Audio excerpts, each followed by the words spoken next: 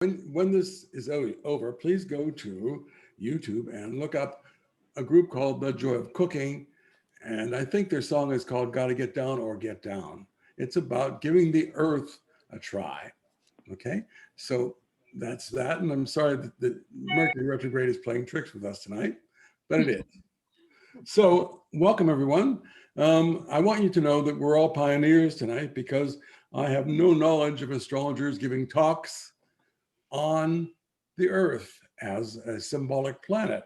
In other words, astrologers have been giving presentations since probably the 40s, 50s, 60s, 70s, 80s, 90s, the aughts and the teens now. But I've yet to find any astrologer giving a talk on the earth as a symbol in your chart.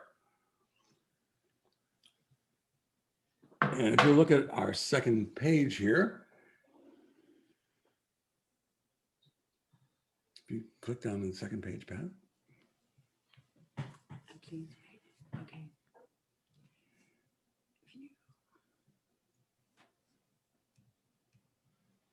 There. The first symbol that you'll see, I hope you all can see it, is a cross within a circle. That's the symbol in astrology for the earth. And there are other symbols. All cultures have recognized the earth as an important journey, like being in the body. And what you're seeing here is below the earth there is the Mayan symbol for the earth. And next to that would be the Sumerian symbol for the earth. And right in the bottom left would be the I Ching or Chinese symbol for the earth. And right below that, right beside that would be the chemical symbol for the earth in geology. And right on the right bottom is the alchemical symbol for the earth. So we're looking at all cultures, manifesting some recognition of the earth. And tonight we're going to honor the earth by talking about your earthly mission and how the earth is part of our journey. So I want you to just take a step back for a moment and recognize that all religions, all of them talk about spirit. And when they say spirit, they also talk about, all of them talk about the idea that spirit is indestructible. It can't be destroyed. It can't be extinguished. It can't be negated. It is an eternal journey. And let's suppose that's what we are for the sake of non-argument.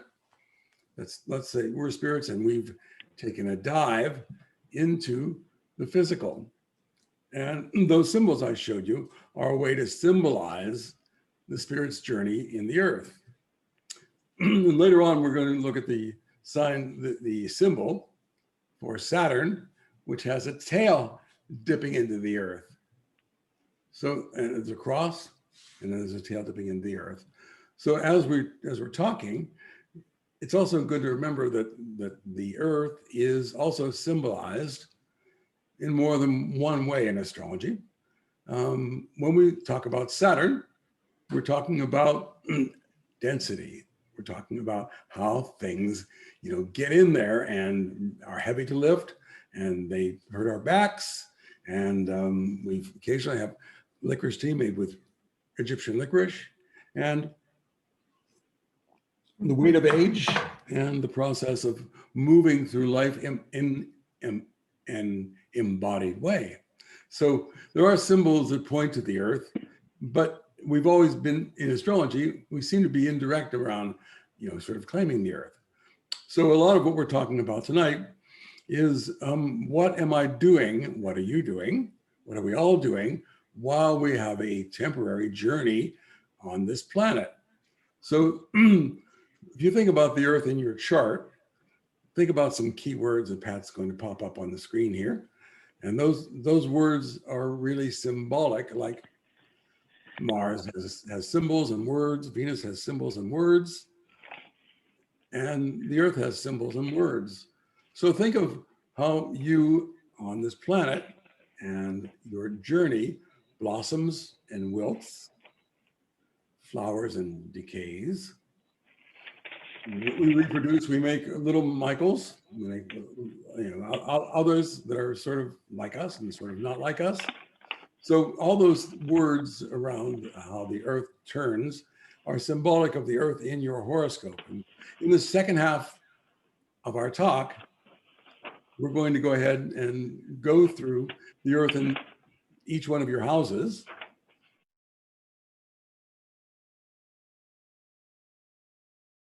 And they don't know. Then we'll go down, we're going to go into the earth in your houses in the second part of this talk.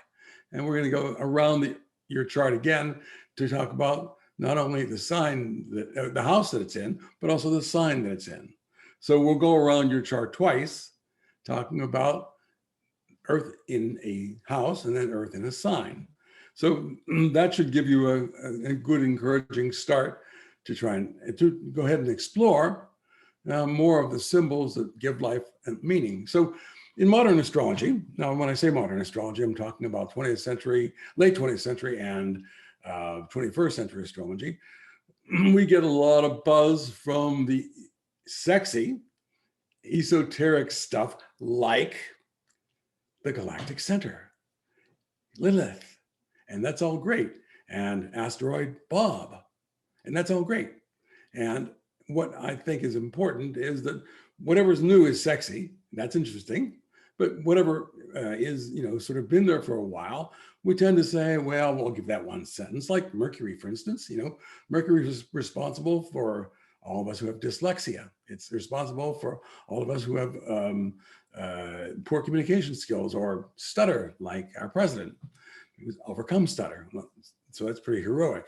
So Mercury is also responsible for the synaptic contact in the brain, as well as Uranus, showing the electricity there. So we're moving further and further out from our bodies by choosing further and further real and hypothetical symbols for our journey. And meanwhile, the Earth is falling apart. We're going through a massive sixth extinction. And guess what? We're just getting further and further out with astrology, more ungrounded and disembodied.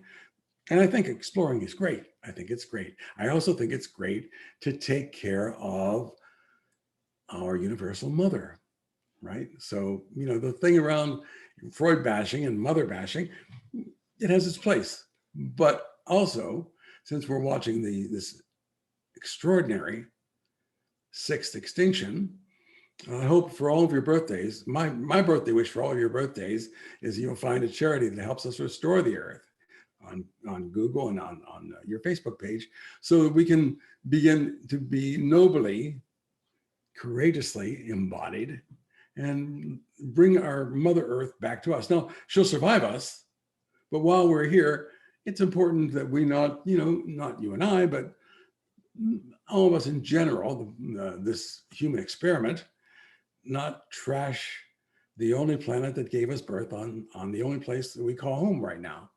So I'm not going to get on a soapbox very much, but I am going to say that since we're studying the earth, let's honor the earth, let's honor our home, and let's honor the true miracle that we're here.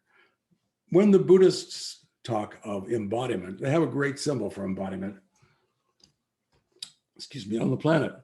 They talk about a great turtle, a great gigantic turtle, swimming towards the surface and getting its head above the surface of the water and exhaling and inhaling. And they call that the earthly incarnation. That's their majestic symbol for what it's like to incarnate on the planet. So one of the things that I'd like you to know about this presenter, Michael, me, is that I lean greatly towards Buddhism. And the Buddha said something really beautiful. He said, I'm here for two reasons. Number one, suffering, and number two, the destruction of suffering, the elimination of suffering. And by the way, from all accounts that we have, all of them, the Buddha was a Taurus with moon in Scorpio. So during full moons in his journey, in his life, that's when miraculous things like enlightenment and other people joining him and his realizations, it would always seem to happen during a full moon. Remember, his earthly mission, the Buddha's earthly mission opposite his Taurus sun is Scorpio. So that's transformation. That's the phoenix rising out of the ashes. And if you know the story of the Buddha, you know what I'm talking about in terms of that suffering and misery that he saw during his first opening of the eyes. And the first thing that Buddha saw, the first revelation, was sadness. He saw broken people outside the walls of the palace at 14 years old, when he was having his first Saturn opposition. So what I'm talking about tonight is honoring our journey individually, honoring our the place of the earth in our horoscopes, and not getting too much here so that we forget what Michael coined. I coined a phrase for this, okay? You can call it the body, and that's wonderful. I call it your puppy. I call it my puppy. So we don't want to abuse the puppy, and we don't want to abuse the mother that gave us the puppy, the mother dog, or the mother earth that gave us the puppy. So again, I'm not getting on a soapbox. I'm just saying this is a preliminary to us diving deep into your horoscopes for that exploration of the mystery of our earthly mission. In astrology,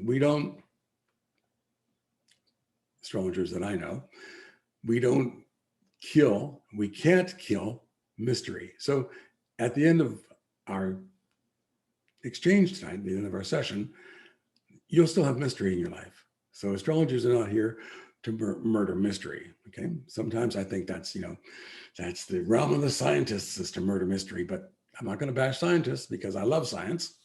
I just want a place for our flashing high art that's outside of science. It might be called the mother of science, for instance. So as we're on the earth trying to understand everything, it is the earth that gave us a reason to try and understand whatever we experience. It's the earth itself that gave us that journey. So if you're thinking about the spirit, your spirit, in this temporary realm called the earth, and where you were before you were on the earth and where you are after, you're having this middle period called being embodied with Michael and Pat and Joan. So there we are in that middle period, the embodiment period, and it's a temporary journey. While we're here, the earth is going to give us, because the Buddhists also say that those who incarnate on this planet, are very, very courageous, because there's lots of pain, lots of breakage, lots of loss, suffering. So your friends on the other side, who you will reunite with, they're going to say, "Oh, so great to see you back. Wow, Mikey, what a trip you had. Wow, tell us all about it." And my friends were maybe not incarnated for the last 20 years, and maybe not incarnated for the last 200 years. And maybe my friends didn't reincarnate for the last 500 years. And when I talk about the internet, they're going to say, "What's the internet?" And when I talk about a computer, they're going to say, "What's a computer?" So that's one reason why we say it's brave, it is courageous to take on a body, So as we're rounding out, as we're putting together the mystery that will continue of your journey, of your journey on the earth, remember that all of you are very courageous, like we are, Pat and I, and our kitties, to take on a body. Although probably for the animals, it's a little more instinctive, whereas for us, it's a little bit more, perhaps,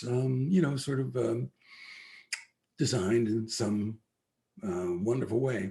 I'm going to be careful about the word design, because I do think, unlike many of the people in the New Age church, I think there are such things as surprises. Now, the New Age people don't agree with that. That's fine. They can say what they want and do what they want. I think if there are no surprises, there's no life. So all of us are going to have surprises, like COVID was a surprise. All of us are going to have surprises like Christmas, birthday, return to spring, because everyone listening tonight, we're all in the Northern Hemisphere. So even those in Musaga Beach with 4 feet of snow. So the issue around all of us kind of relaxing into the idea that it took courage to be here and sustain it. And it takes courage to go on with the themes that are important. In your chart, you have the sun, and that is one of 10 or 12 symbols of planets, depending on what you want to incorporate into the chart, maybe more. But these symbols they're all about learning and teaching. And the primary symbol about learning something is your sun sign. So in my estimation, in my cosmology, there are, in this beautiful mansion called the 12 signs of the zodiac, there are 12 majestic windows. And someone is looking out right now, the window called Aquarius, and someone's looking out of the window called Leo, and someone's looking out of the window called Gemini. So the sun is how you're learning, how I'm learning, to honor and to gain your empowerment. So when you see the sun in your horoscope, the sun is about your individuality and standing out and learning to run and hide or take the slings and arrows of outrageous misfortune, or do something else. So the issue around the sun is we're learning our empowerment. Now, think of pebbles, think of rocks being rocked on the beach. Okay, when you first throw a rock and it goes somewhere where there are waves, it has rough edges, and then eventually, over years or centuries, those rough edges get worn down. So don't be in a hurry to wear down your rough edges. It will happen. Okay, those waves will come, and we're talking about your sun sign now. Those waves will come and smooth you out. Okay, and you're learning, your Cancer, your Capricorn, your Scorpio, your Taurus, you're learning the empowerment during an entire lifetime school of how to be a powerful Aries, how to be a powerful Libra, how to be a powerful Virgo, how to be a powerful Pisces. So make sure that journey takes a long time, because it's been said often, not by me up until this point, but it's been said, when the lesson is over, the journey is over. So take your time learning the empowerment of your sun sign. So if the sun is what we quote unquote are learning, the earth has a lot to do opposite that of what we know, the instinct for crying, for singing, for breathing. That's all earth, that's all in the body. The instinct for trying to think, that's all the synapses firing, that's electrical and that's chemical, that's in the body. So the earth has a lot to do with some of the gifts and some of the instincts that you brought into this life, maybe all of the instincts. So one of the things that is crucial to our talk tonight is, here's the sun, and opposite that,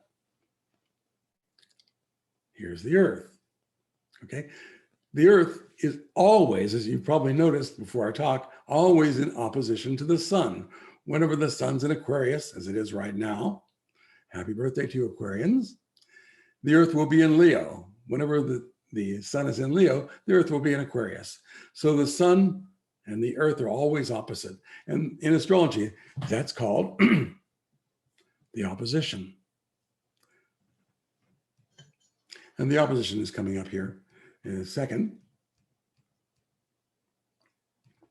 And that's something like the symbol that we use to talk about the opposition.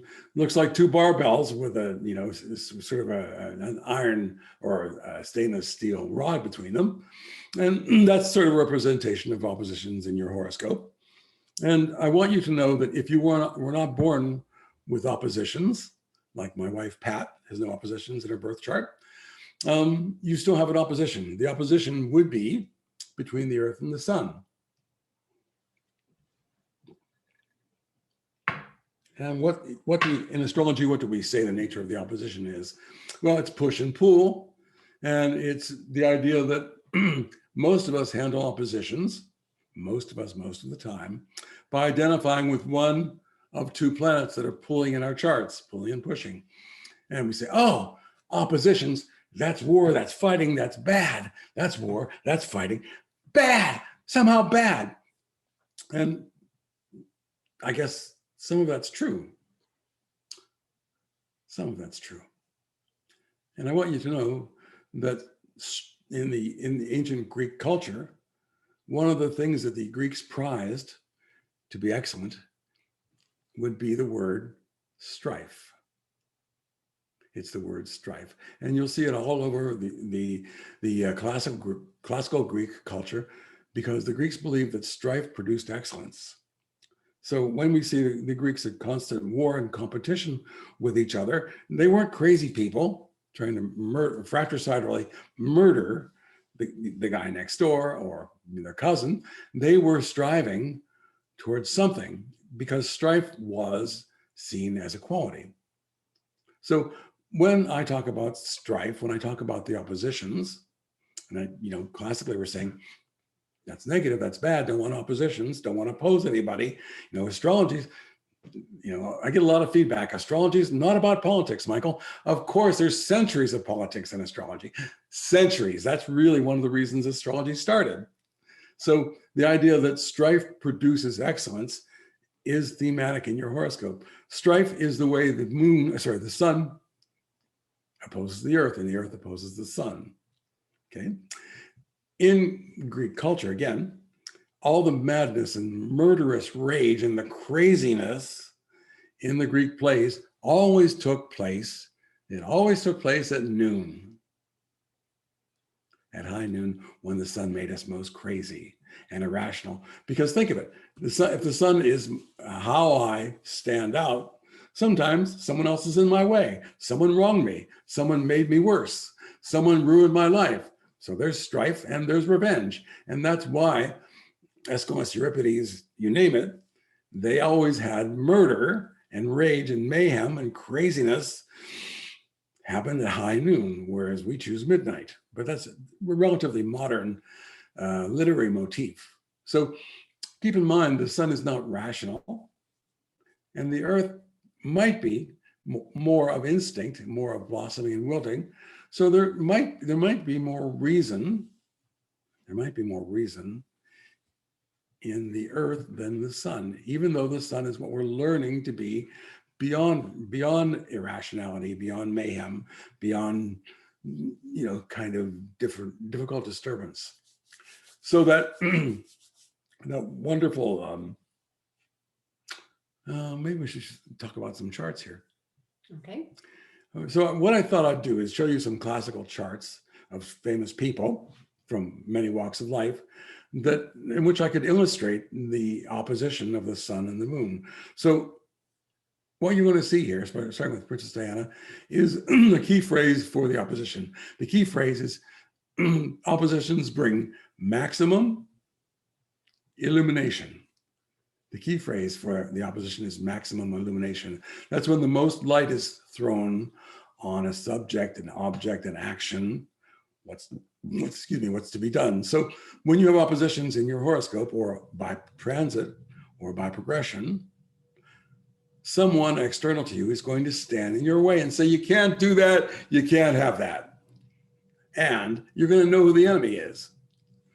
So in times of war, the suicide rate goes down. In times of peace, it goes up, because we don't know who the enemy is. There's no opposition.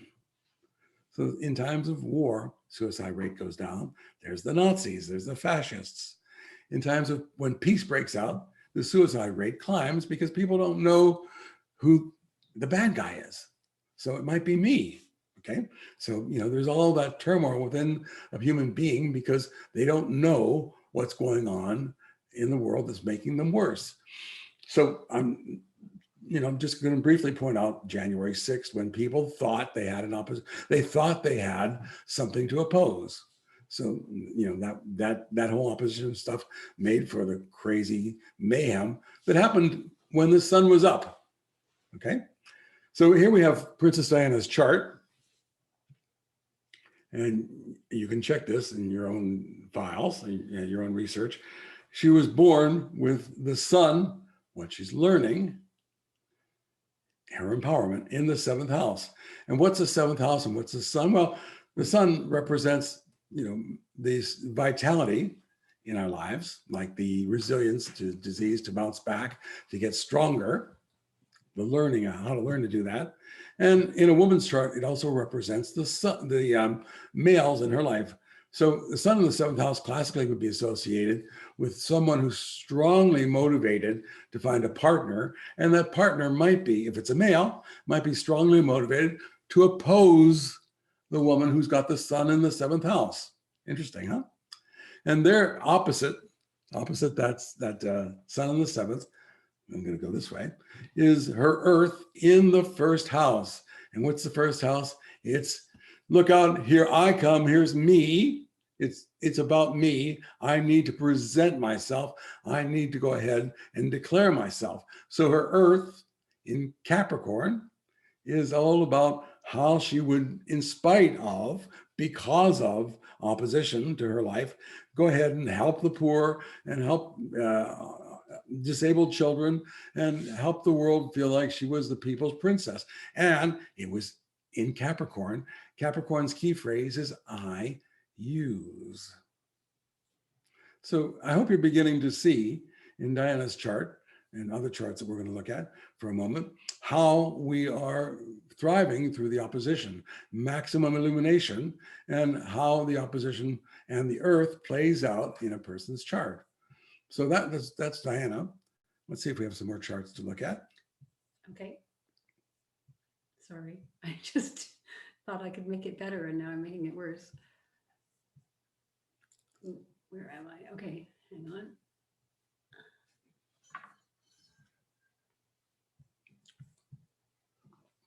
Okay.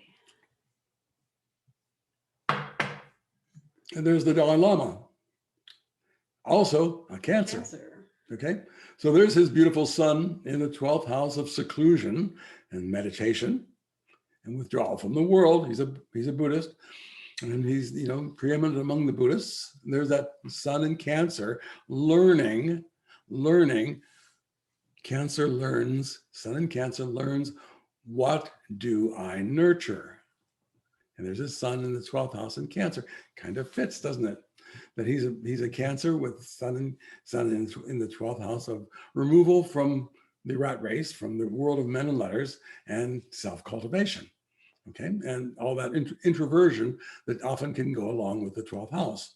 Opposite that, in the 6th house of selfless service, is his earth in Capricorn.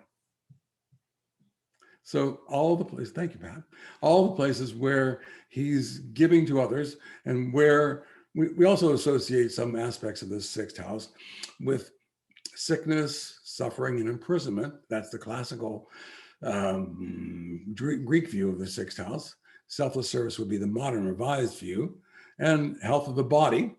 So he's learning, he's manifesting through the earth all the stuff that has to do with giving in that Capricorn earth way to the world through service, a kind of health, a kind of restoration. So it's elegant. And when things are elegant in math, they explain more than they're intended to. So that's an elegant way of looking at the Dalai Lama and his earthly mission, what he's doing on the planet. So let's flip to the next chart if we can. And there's Charles Darwin. And he's in Aquarius, born 1809, February 12th, exactly the same day as Abraham Lincoln. So there's Charles Darwin's sun in Aquarius in the 2nd house. The 2nd house has to do with our values and what treasures and what wealth we brought to the planet. That's also the 2nd house. And Aquarius, he's in Aquarius, is all about the rebel, the outsider, and the person who is the innovator and sees the obvious. Best definition I've ever heard of what genius is that Irving Layton, Canadian poet, said that genius is the ability to see the obvious. And Charles Darwin was elegant at that, in seeing the obvious and being the rebel and being the outsider. And lo and behold, there's his earthly mission in Leo, death and rebirth, non-trivial health problems, health crises, and the idea that he brought about a death of our our kind of naivety about the Bible saying the Bible and Bible sources, and Bishop Ussher saying the world is 6,000 years old. The world is 6,000 years old, according to Bishop Ussher, who very carefully calculated the age of the world from the Bible. And there's Charles Darwin bringing about the death of that illusion. And by the way, after he returned from his voyage on the Beagle in the Pacific, in the mountains, he came back and was sick for the rest of his life. So he returned around his Saturn return, around 29 years old, back to Britain from his worldwide tour. But in the mountains, he probably got bitten by a very dangerous bug that produced bad health for the rest of his long life. And he was in health crises for many parts of his life. And he also, being an introvert, was terrified of presenting what he found out. Okay, and there's that death transformation and the phoenix nature of the 8th house, where the earth is. And so his earthly mission was transformation. So I'm just pointing out to you that the elegance, the poetic elegance of the sun opposed the earth opposed the sun. Poetry, as Claro might say, is the work of words in precision. Words in precision. Okay, well, I'm not going to quote too much poetry tonight, but you can see that Darwin used words in that precise way. By the way, Darwin chose the most precision language of his time, which wasn't science, it was the poets. So if you read The Voyage of the Beagle, very poetic, very precise, and very beautifully written. And I recommend during your lifetime that you please read The Voyage of the Beagle. It's a beautiful book. So do we have one more chart or a couple more charts? And there's Abe Lincoln, born February 12th, 1809. Same day, same year. And if we can move up his chart a little bit, Pat, notice Abraham Lincoln had the sun in Aquarius, his learning curve of being humanitarian and kind to the group and progressive and forward-looking in the first house of I have to shine. That's the Aries house, if you want to think of Aries as the first sign, of get it done, be an executive, move it forward. And opposite the sun is his Earth in the 7th house. And the 7th house is traditionally the partner and open enemies, and it's in Leo. So John Wilkes Booth shot him. He was the open enemy. So there's that we all know more or less more about the life of Lincoln perhaps than the life of Darwin. So there's all the symbols there that show you the opposition, maximum illumination, Darwin, Lincoln, Dalai Lama, and Diana, okay? And there's that beautiful way he had of opposing slavery and ignorance. So, and he took on the opposition in such a way that people who wanted to hate him ended up loving him. One of his most famous speeches, one of his most famous debates was a Democrat who said, Mr. Lincoln, you're two-faced. And Mr. Lincoln, Abraham Lincoln, said in return, if I had two faces, do you think I would choose this one? Abraham Lincoln joke there. Okay, so we'll move on. Oh, okay. Where are we moving to? Is there another chart? The chart, yeah. Okay, there's Eric Clapton. Can you move past him a moment? I just want to show a negative use of the earthly mission. Is there one more? Move fast. Yeah, there it is. There's Al Capone. Okay, Al Capone, and there's his sun in Capricorn, okay? And there's his Earth in the 5th house, conjunct Mars in Cancer. So Al Capone was one of the most famous, or maybe the most famous gangster of his era, and maybe all eras.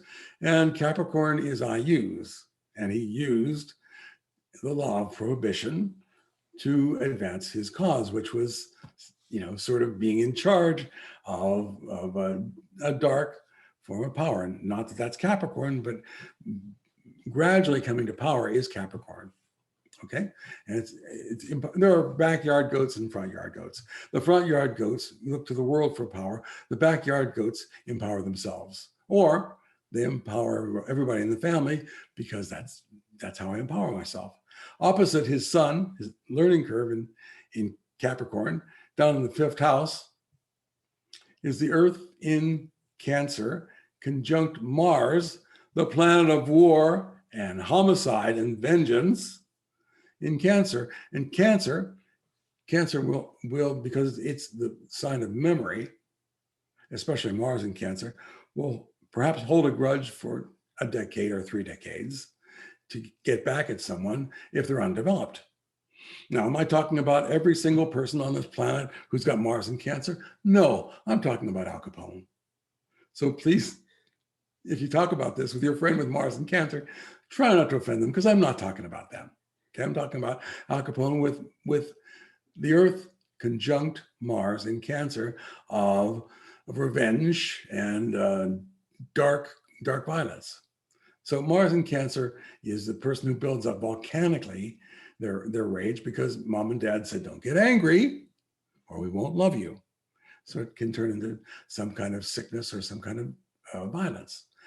So I hope, and that's the opposition, which means that he was opposing the best parts of his Capricorn sun through the Earth-Mars combination. So I hope you're getting the flavor. I hope you're getting a feeling, he said in an earthbound sense, for what we're talking about. So those are the theoretical charts, or the real charts for real life experience, that I wanted to kind of reveal our themes with, or start to reveal our themes with. So those are the theoretical things, as well as the practical. Next, I want to talk about, back to our diagrams, I want to talk about the meaning of the opposition within your earthly body. There it is. Thanks, Pat. She's incredibly intuitive. Wow. Wow. So you can't stand, you can't do this, you can't blink without 2 muscles pulling in opposite directions. In your body right now, you are having oppositions. Muscles are pulling in the opposite direction right now. Okay. So if I put my hand out like that or like that, I've got muscles pulling in this way to keep it up, and muscles pulling the opposite way to stabilize it. So every time you make a muscular movement, and even every time you breathe, every time the muscles are doing something, there's almost always a muscle pulling in the opposite direction, and that's the opposition. Some of you have been in long-term relationships. Some of you have been or are married, and you tend to know what the opposition is. So one of the things that Carl Jung said in relationships and marriage is the partner quickens our shadow. So there's that muscle of marriage pulling against itself in 2 directions at once, so that our difficult parts are beginning to be worn down. Or there's your partner saying black when you say white, and down when you say up. And what will it do? It will break you. It will make you stronger. It will give you a retreat and then an advance. So I really hope that all of you tonight, by natal chart, by transit chart, by progressions, will honor your oppositions, because it really does bring maximum light to any situation. Like, for instance, when we're married, we know when our partner is cooperating, and we know when they're opposing us. It brings maximum light. So, and it's been said in many spiritual journeys in your marriage that your partner, in spite of being the nicest person in the world, Pat's partner, in spite of being the nicest person in the world, Michael's partner, in spite of being the nicest person in the world, will somehow bring us to a level of anger and fear. And they don't intend to do that. And it will happen because marriage is a situation of oppositions in which we increase the velocity of learning. People learn on their own. It's like, me studying astrology for all these decades on my own. I learned it, but I would have learned it faster in a group. We learn faster in marriage. We learn without marriage, but we learn faster. It accelerates the journey because it's in opposition, maximum light. So you were all born with oppositions in your chart. because the sun opposes the earth, and you have a cross that goes vertically and horizontally. Those are two oppositions. So there's no such thing as your chart, my chart, any chart not having any oppositions. It's just that the way we're taught about astrology tends to preclude the view of seeing the chart in a brand new way. So that, if you look at the bottom of your chart called the IC, you look at the top of your chart called the MC, they oppose each other, because here's the comforts of home, and that's the fourth house, and here's the 10th house of you setting out from home to earn a living, to be magnificent or to fail in the world, and then be magnificent again.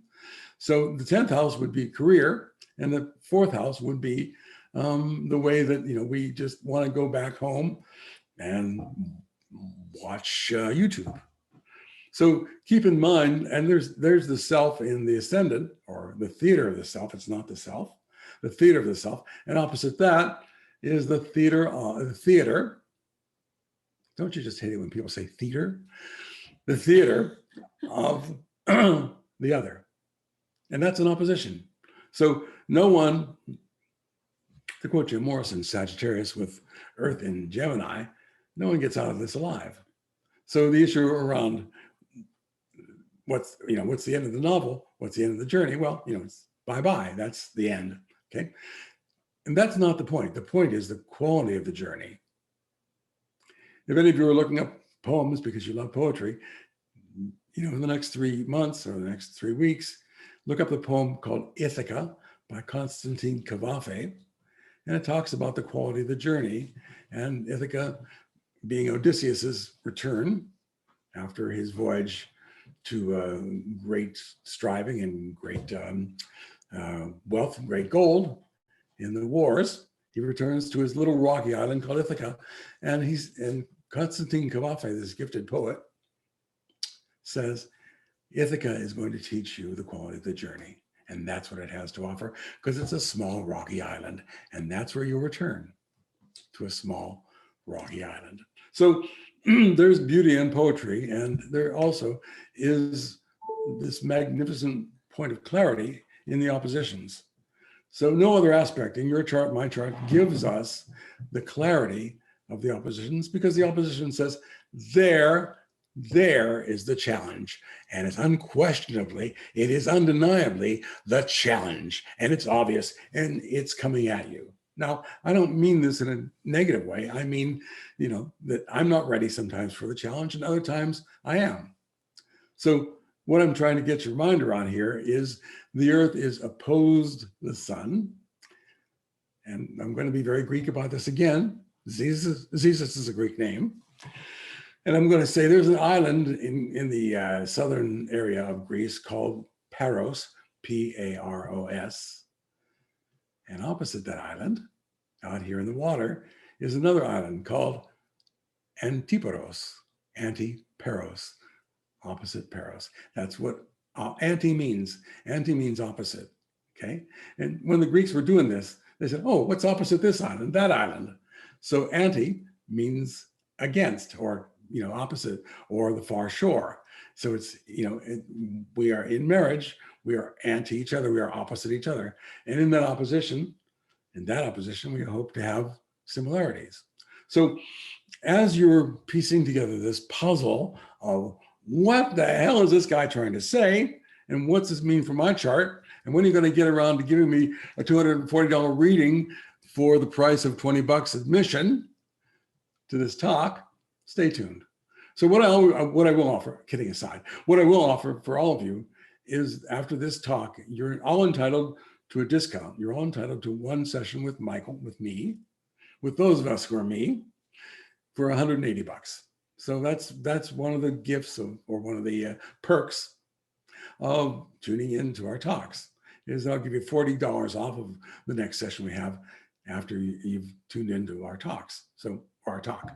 So thank you for that. And what time is it now? It's about 8 o'clock. So do we want to go around the charts? I think that's a good idea. Pat's going, yeah, Michael, get around to the charts. Get around to talking about people, okay? Have we gone through all of this? I guess we have. Can you unmute everyone for a moment? Is that possible? Yep. Okay, I can do that. Hang on. Licorice tea. Ask all to unmute. Okay. So before I You go have any to further, unmute yourselves, folks. I can't unmute you. if you want to ask a question before I go any further, this is a great time. Take a little break and let's have a little Q&A before we go on. If you have a question about some of the stuff that we've talked about so far, because we are going to talk about your charts and the melodies and harmonies in them. Does anyone want to talk over a question, present a question based on what we've looked at so far? Joan and Susan. Yeah. Go ahead, Susan. Okay, thanks, dear. When I look at this, my first question is there a choice? Is it all predestination? Is it all in the stars? Do you have a choice? This is the way it's set up. We know how you're going to do it. There's a journey. So there's always that question about, is life predestined, or do you actually have a journey based on what you're given? Excellent question. And that's one of the core questions in astrology study. So let me be Hasidic about this. Let me be a Jewish philosopher about this. So what did you have for breakfast this morning? What did I have for breakfast this morning? I had eggs and toast. Okay. And coffee. Did you choose to have eggs and toast and coffee? Yes. Do you think it's in your chart?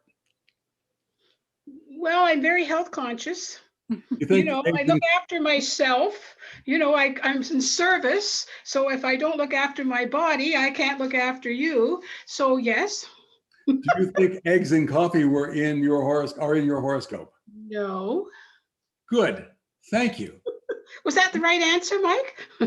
Well, it was the answer that, kind of shows me what you had for breakfast. Yeah. You're doing more micro. I'm looking more macro. I'm looking more open. But Hold on. I understand what you're saying. I hear it. Hold on. So what I'm trying to say is that we make choices all the time that have nothing to do with our horoscope. Okay. Mm-hmm. And there's a dance. So get to the core of your question. Here's the dance. Some things are fated and predestined. Some things are open script. There's no stuff in the chart that tells you this is going to happen, or that this is preordained. So it is a dance. It is an opposition. It is a yin yang. It's those two powerful forces of free will and predestination. So, for instance, once upon a time, I was 5'8". I'm 72 years old, so I'm no longer 5'8". Okay. Okay. So the issue is, can I make myself 6'4"? Nah, not going to happen. Maximum size for Michael, 5'8". Okay. Can I make myself taller? Can I stand up straight? Yes. Can I wear, something that would elevate my shoes a little bit? Yes. Can I, stretch in the morning instead of shrinking with old age? Yes. So what I'm trying to get your mind around is that there's a dance between some things that we are destined to go through and some things that we have to just simply say, I'm going to go down this other road. I'm going to give you a personal example, or 7, to show you what I mean. I'm an American Vietnam era war resister.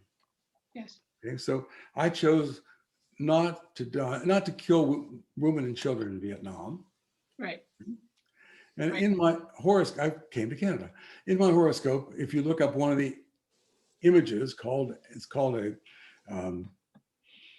Sabian symbol for the planets. If you look up the Sabian symbol imagery, you can all look this up. For my Mars, it says a squirrel hiding from hunters. Okay. And the FBI, after 6 weeks after I left Pittsburgh to come to Canada, the FBI phoned my mother and said, "Do you know where Michael is?" And she said, "You're the FBI. You tell me." A squirrel hiding from hunters. Got it? Mars, war. Yeah, absolutely. Mm-hmm. So you tell me whether that was predestined or whether, whether I made a choice. Well, Because if I may finish just for a second. yes, absolutely. There's my lifeline. And Right. up until I was 19, it ended, you won't believe this, it ended at the 19th year, went from here Wow. and then stopped. There was nothing afterwards. Within about a year after I came to Canada, it grew down the rest of my palm. It grew long ways down the rest of my palm. So you tell me, what's the difference between free will and predestination? Wow. I Interesting. can tell you there's mystery, and we're not going to take a machete to mystery and kill it tonight. Okay. Okay, but there is this dance. There's a dance. Okay. Thank Yep. you, Joan. Oh, Joan asked, what does it mean when your Earth opposite your sun is in a house that is empty? That means it's not empty. Thanks for that question. Well, Michael, all the example, can you hear me? Yeah. All the examples like of the famous people, Mhm. they all, you had their sun in a house and then the earth in the opposite house, but in each case they had something in that house, some planets in that house, but I have 0. So I just wondered, does that matter or? Okay. What we do in astrology is we don't tend to regard houses as empty. Okay. Oh, okay. What that means is that we look at the sign, in your case, Pisces, that's Okay. in that house, and Mhm. we look at what planet might rule Pisces. So if I want to find out about your elements of your sixth house, I look for the sign of Pisces, which means, dissolution of the ego. Then I look at Jupiter, the traditional ruler of Pisces, or I look at Neptune, the modern ruler of Pisces, and I say, oh, look at this Jupiter. Wow, she's got Jupiter in Libra, which means that she thrives on some degree of partnerships. And that's in this, that relates to this. It tells me about the sixth house of how you do that. So Even though, so how? even though the sixth house appears empty. Okay. So a lot of my clients, a lot of people say, oh my God, I've got 6 houses with nothing in them. Yeah. Okay. And that doesn't mean that nothing's going on in that life. It can mean that you didn't come here to strictly explore the infant elemental low level stuff there. That can mean that. And it came here to mean that the real concentration is where the planets actually are in the houses. Because I already, if there's an empty house there, quote unquote empty, I already know how to do that in this life. So that's the long explanation to all the emptiness that people gasp at when, by the way, there are 10 planets in 12 houses. Or Yeah, I know. Everybody's got a couple. there are 8 planets in 12 houses. So we're all going to have empty stuff. I get it. But in my case, you say we already know that. But if that's what, like this, my son's in the 12th house, right? And the earth is in the opposite, the 6th. Does that mean that and those are the earthly things. I mean, if I understood you right, I don't know if I did. The earth, without getting into the math, if those are the earthly things, are you saying I don't need to learn the earthly things? Because I have news for you. I have a lot of earthly things I need to learn that I'm not good at. Not all earthly things. It's the earth in Pisces. Okay. Oh. You have, in other words, you probably don't have to learn everything about, compassion. You don't probably have to learn everything about removing yourself from the rat race. Got it? That's all Piscean themes. You don't have to learn everything about that. You know a lot of that. You've always known a lot of that because the earth is rather instinctual. Okay. Points to our instincts. I'm going to move on a little bit here. Yeah, go ahead. Thank you. Yes, thank you. That's a great question. One of the things I want to sort of make clear before we actually do go on is somebody might say tonight or some other point, is there a sign that rules the earth? And there probably is. And it's probably the sign of Taurus. Yeah. We can probably assign Libra to Venus and take Taurus and put that in the ruler, the planetary signature of the earth. Why? Because the earth is stable and because it's all about those things that change slowly. Okay, like a season changes slowly, and it's all about sort of how things are given to spring revolution. where they blossom. So sometimes design, architecture, things that blossom out of the ground, those are Taurus themes, and it seems like those are Earth themes too, like flowers and trees that bloom out of the earth.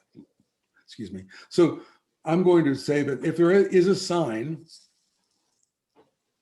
that rules the earth, it's that circle with the horns sticking out of it. And what are the horns for? They're to show you that your earthly circle has antennae that reach into from the visible to the invisible. That's a sign of Taurus. We can show that later on, or if Pat has it handy right now. You all know what the sign of Taurus looks like, but those horns reach from the visible to the invisible. Okay. In other words, it's five senses, it's intuition. So that's the most probable sign for Taurus. In case, a week from today, or 3 days from today, or an hour, you're kept up all night long thinking, he didn't mention the ruling something for Taurus. There it is, or for the earth. There it is. So having said that, and there's obviously more to say, keep in mind that I'm putting together a puzzle too, because as far as I know, we're tonight breaking a lot of ground in including the earth in your charts, in anybody's charts. So, we can say today, February 1st, is Earth's birthday, because no one knows what birthday the earth has. No one was much around 4.5 billion years ago to record that. So we might as well say today's happy birthday Earth, or birthday occurs in the sign of Taurus. So you tell me. So that's just stuff I wanted to point out to you in case it was of interest, and in case you're going to argue astrology with a scientist sometime in the next 24 hours. And I hope you do. Okay, so that's that. Any other questions before I move on? I'm not tired. No, let's go. Okay, great. Let's go on to your charts. Okay, I'm going to mute all again, and if Michael's talking about your chart or you have a question, you can unmute. Thank you. She's so good, isn't she? Now I have to unmute you. She's so good, isn't she? I just said, she's so good. My wife. Wow. Okay. So Elzena's not here tonight, but she might listen to the recording. So what I thought we'd do is we go traditionally around the zodiac from the ascendant, going down and counterclockwise around the chart. So we're going to start off with the first and second house, see who's got the earth there. This is Elzena.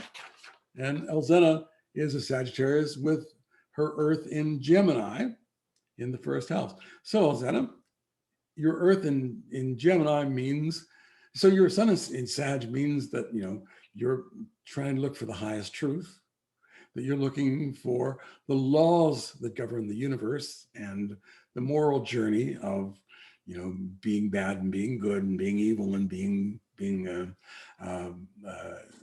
whatever the opposite of evil, good, being moral. That's a good Sagittarian word.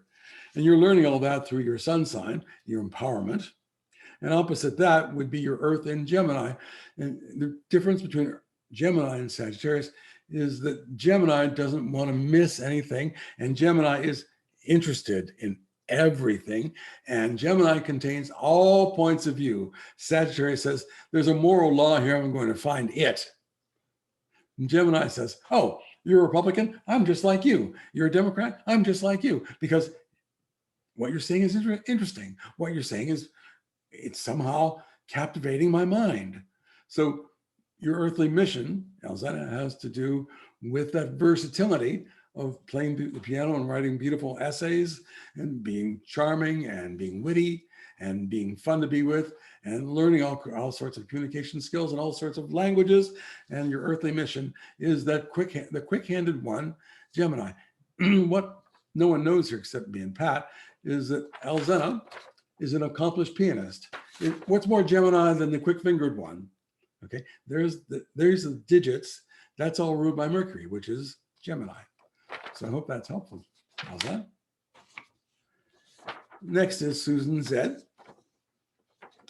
who's got the sun in Pisces, opposite the earth in Virgo, and they happen across the sun's in the 8th house, And the earth is in the second house, excuse me.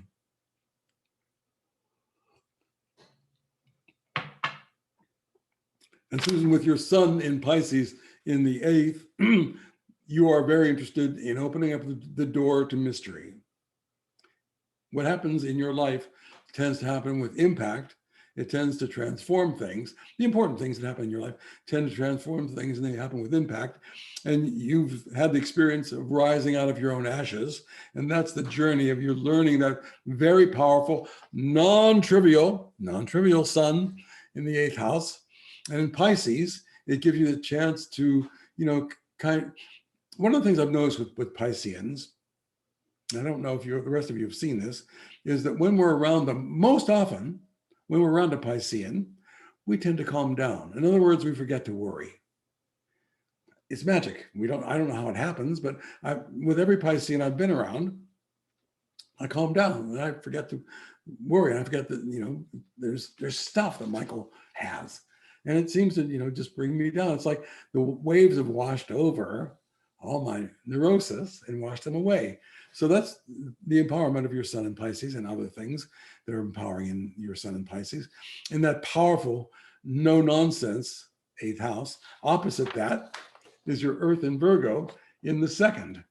And your earth in Virgo in the 2nd means that you got to do what Albert Einstein did, which is turn your mind toward analysis. And you are a natural born analyst. And sometimes, Susan, you're so quick, people say, how could you know that? Wow, because your intuition flashes. How could you know that? You couldn't possibly know that. And sometimes it borders on the psychic. And for instance, if I said, where are my keys? I lost my keys, Susan the Pisces. You might say, Michael, have you looked downstairs? Not knowing anything about my life or that I had it downstairs. So the earth in your chart is the instinct of having those Turian antenna and picking up a tremendous amount of information, often sensory, often in the 5 senses, that gives you far more than you can articulate through your mind and your words. And it's also analytical, so that there's some part of you that knows exactly what's going on without having to know why you know it. That's a powerful intuition. So, and by the way, if you turn your mind towards understanding your worth and the worth you bring to others, including learning the cycles of materiality called money, you're unbeatable. Learning, I said. I didn't say throwing darts at boards. So I hope that helps. Next is Kelly. Hi, Kelly. And you were born with the sun learning curve empowerment in the 11th house of friends and associations and being lifted up by the group and lifting up the group. And that's where you're learning your empowerment. And also, it's kind of an Aquarian placement. The 11th house is an Aquarian placement for your Taurus sun. So there's a part of you that's rational, that knows where the hockey puck is going to be, like Wayne Gretzky, the Aquarius, knows where the hockey puck is going to be, and knows how to move to the music and where the next beat is going to be. And that's all your Taurus, intuitive, beautiful sun in the 11th house. Opposite that is the Earth in your 5th house, and that's in secret agent Scorpio. Now, Scorpio is, you could also think of Scorpio, there's many themes, quite complex. Astrologers think Scorpio is the most complex of all the signs. What do you mean, Scorpio being the most complex? I'm an Aquarius, I want to be complex. Scorpio we consider as the most complex of all the signs. And your Earth is in Scorpio in the 5th house of creativity and Zumba classes and expressing yourself in your body, and also seeing but not being seen. And since we're aware that you're an author and a writer, what's more author and writer than seeing and not be seen? Seeing and not being seen. Because writers have to imagine all sorts of things, and their sight is penetrating, so they can imagine what it's like to be anything, to be a dragon, to be the opposite sex, to be at a funeral, to be at a birth. And that's all, there's all writing skills there, and creativity. And the earth in your chart represents how you enjoy getting back in your body and how you create the vehicle of enjoyment within your body. And it's also, again, the secret agent, to see and not be seen, meaning that you can free up the Western world from tyranny, get the partner, and do it all in one martini, so to speak. Like James Bond, the secret agent. Joan. Hi, Joan. Thank you, Michael. There's your chart. And there's that beautiful sun in the 12th house in Virgo. And that gives you the resuscitation, the renewal, the recharging your batteries when you spend time with yourself, when you withdraw from the world of men and letters, AKA the rat race, and the world of competition and the world of the world, when you withdraw a little bit into your studies and into your domicile and into that place in which you're studying scripture, you're studying the I Ching, you're studying what you're studying, and it's becoming a motivation to find the hidden self and the higher self and the mystery self. That's your sun in Virgo. And Virgo is the mind, analytical. It's ruled by Mercury. So that the analysis of everything gives you some kind of a empowerment, it gives you some kind of joy, and it gives you a feeling that you can find your way in the world that sometimes, in other people's words, seems chaotic and senseless. And to you, you're trying to make sense of what other people might consider a senseless and meaningless world or journey. So that power of you seeing patterns where other people can't see them, and you translating things into palpable language. In other words, taking chaotic forces and actions and turning them into analytical language. That's all that Virgo stuff. And it's also the health, key word for Virgo, of the body and the mind in the specific surgical, pharmaceutical ways. So all that kind of fits. And opposite that is your beautiful Earth in Pisces in the 6th house. And the 6th house, as I might have said earlier, is the house of selfless service. It's a place where we go to do something, be something, and we don't actually get a thank you card, and sometimes, or roses, and sometimes we don't even want it because it slows you down and it sort of distorts the ego components of the journey, and it makes things not make a terrible amount of sense, and I can't do my work if I'm in the spotlight. So the issue of you understanding your Earth in Virgo in your Earth in Pisces in the 6th house is that it's easy for you to dissolve, keyword for Pisces, into the crowd and into what the crowd needs.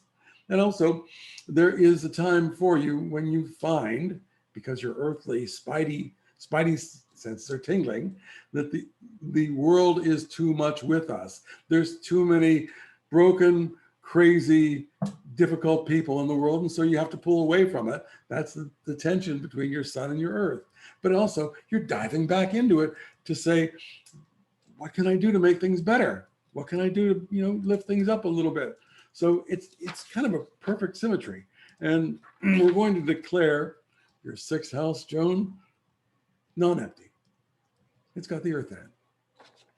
So as you're learning to heal yourself, you can sometimes pass on that knowledge to others. Oh, okay. Well, thank you. Thank you, Michael. So here is Susan Yeager. And look at this. We've got the sun in the 12th house and the earth in the 6th house.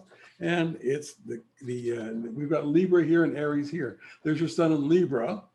And Libra magically and miraculously sometimes balances other people. They are famous for saying, on the other hand, have you ever considered the opposite? Have you ever considered this? So they're very gifted. Libras are very gifted at balancing up the equation, balancing up those things that are imbalanced and sort of pushing things in a certain direction that empowers that direction. And what you're learning in this life is to come back to balance, because none of us know our sun sign when we're spit out of the womb. So you didn't know balance when you first arrived. You might have been a shaky, little kid who was learning to walk. Weren't we all? So that sun in Libra empowers you gradually through the years to balance up situations that other people find imbalanced. And it also is music. That's the harmony. And it's also the journey of being able to somehow, when the student is ready, say the right thing at the right time, that brings them out of the cave, brings them out of their own darkness. And that Libra energy of yours is all about balancing the body and the mind. So that, that's constant. That's the body's alive, the mind's alive. So it's not like you do one thing, you eat peas or you take vitamin F and everything's always balanced. It means you have to vary pharmaceutically all that food and all that vitamins and all that water, so that you maintain a constant living balance that's changing all the time. And also, Libra is the diplomat. Libra is the diplomat, and you're learning how to be diplomatic. Okay, what does that mean? That maybe, I'm going to guess here, maybe like some of the Libras, sometimes you said things that I wish I hadn't said that, because air signs like Libra, Aquarius, and Gemini, they talk. Okay, I'm an Aquarius. I know how to say things I don't mean and things that sound wrong. So your empowerment is learning the empowerment of balanced language that doesn't, sort of go to those extremes that say, oh my God, I said the right thing at the wrong time, etc. And there, opposite that, is your beautiful Earth in Aries. Aries is the executive, take charge. Aries is, the pioneer. It's the pioneer. And it's also that place where you go to make sure that things get straightened out and stay straightened out in terms of whatever the situation, whether it's the company, the institution, the taxes, needs to be straightened out. And sometimes the family and sometimes work situations. And also your Earth in Aries is in the 6th house. And that means that where you're strong is getting things done in work conditions, like an office, like a directive, like taking charge of a situation, maybe even in spite of yourself. Maybe you don't want to be put in charge, and sometimes you're put in charge, and sometimes, because it's the opposition, an idiot is in charge when you should be, because you know more than the other person, truly, and they're in charge, and you're saying, Jesus, that person really makes me crazy because they don't know how to run things. And so your executive Aries gets frustrated with your earthly mission of making things make sense. Now, also, when you're given that opportunity, you're probably quite brilliant at it. And it's a very executive position. So you know how to say, you're hired, you're fired, and that works. Now, because it's a 6th house of incarceration and imprisonment sometimes, and selfless service, Aries is not very happy there. So there are going to be times when you're learning this dynamic opposition of when to speak up and when to put a clamp on the lips so that you get your message across at the right moment. So thank you for that. Sean, I hope you're with us. I hope you stay with us. Okay, good. Here. There's your lovely Yep, Sean's here. rising sun in Cancer. And there opposite that is the Earth in the 7th house in Capricorn. So what we're doing here, what you're doing is you're learning the power of self-assertion. So this can be self-employment. It can be speaking up no matter what the consequences are, because you're being bullied, you're being trampled on. That's all the 1st house stuff. And you're being silenced. That's the 1st house. And you won't be silenced. You're having to speak up. This is what I call an Aries. Aries is the 1st sign, so let's associate it for a moment with the 1st house. Okay. And let's say that your earthly mission in Cancer is to nurture your executive decisions so that the world runs well again. And you say, hey, it's time for me. I've been retreating from the world and been silenced enough. I'm going to take a stand, and I'm going to learn the empowerment of speaking a little bit diplomatically and firmly. That's the combination of the first house and the sign of Cancer. And opposite that is your Earth in the seventh house of Capricorn. And what that means is that where you will be supported and opposed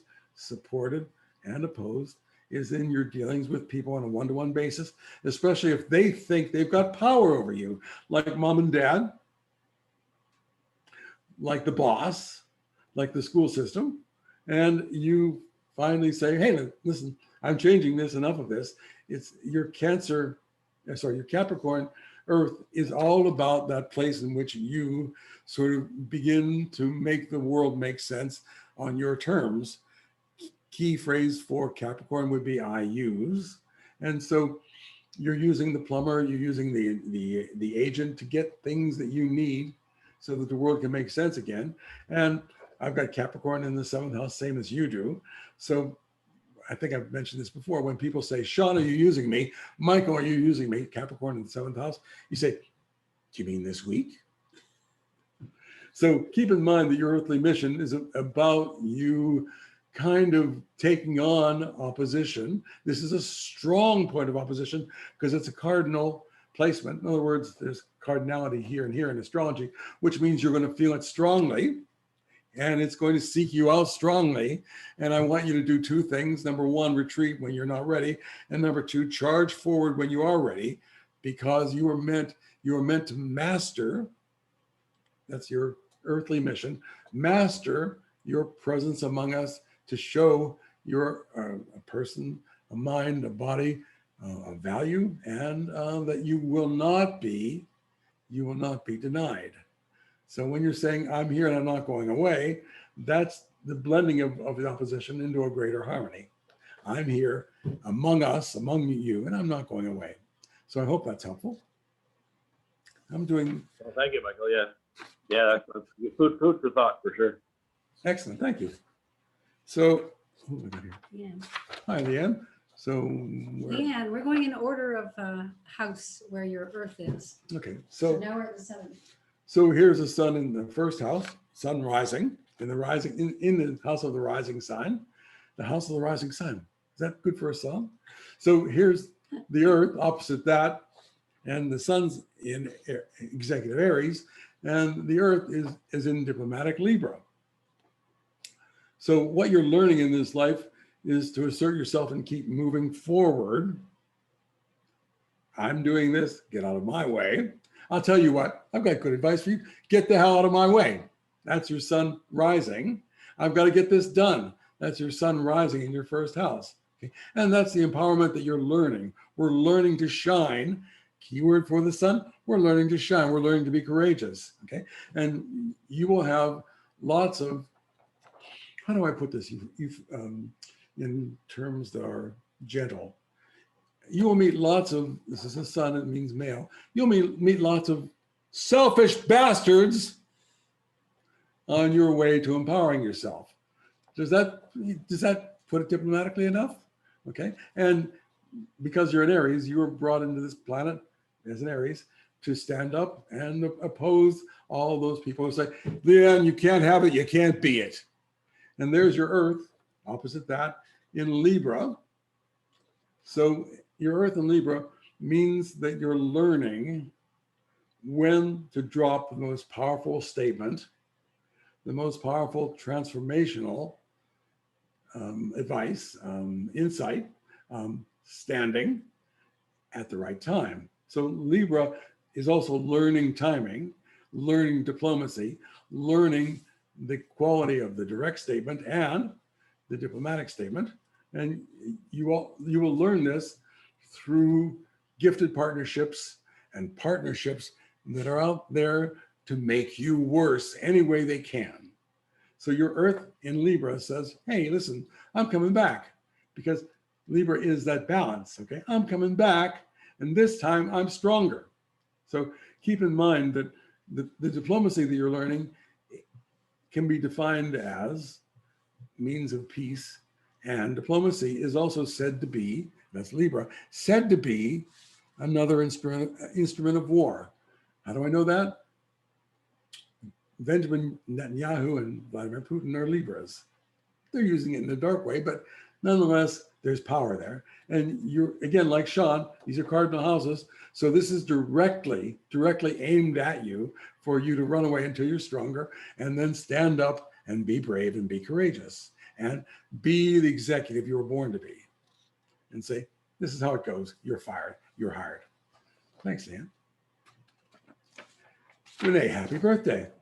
Ta-da! And here we are looking at your beautiful sun in the second house, opposite your earth in the eighth house. Boy, that's an extraordinary, vibrant, alchemical position to have it in. So here's your sun in the second house. Themes of the second house would be, I'm bringing my own riches to the party. That's the second house. This is a house of wealth. And when we say wealth, you know, traditionally that's been associated with gold and with silver and with emeralds and rubies and finding them and having them. But more fundamentally, it means the gifts you're bringing to the party. What's the party? The party is the planet. And when you have planets in this, especially the sun or the moon in the second house, it means you're bringing a considerable amount of your own wealth to the planet. And it means also you're learning to be an Aquarius. You're learning to be innovative, ahead of your time, reinstituting a brand new balance in yourself and in the world, innovating wellness, innovating vision, that's Aquarius, and innovating the sense that you feel outside. And when Renee's thrown out of the village, she's going to start her own village. What's more Aquarian than that? Opposite that is your beautiful Earth in Leo. Your beautiful Earth in Leo. And Leo is all about being courageous. And it's in your Leo Earth is in the eighth house, which means you're going to transform.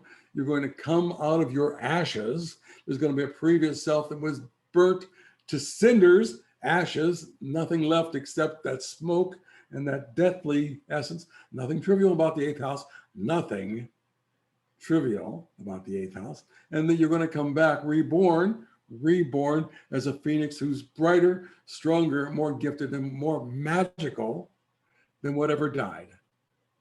So that's the power of your Earth in Leo. And Leo is courageous and magnificent. Courageous and magnificent. And what I find about Aquarians, pointing to himself, is that we, like Leos, we have egos. We just don't use the word I. We don't use the word I, as in I want and I need. And your Earth says you know how to do this. I want and I need. So, you know, get back to Earth. So that's important. So thank you for that. By the way, I think one last statement here. I think this also has to do with the quality, the physical quality of things like grapefruit at the supermarket. Quality of the bottle of wine, and the quality, the value of money. Like, you know,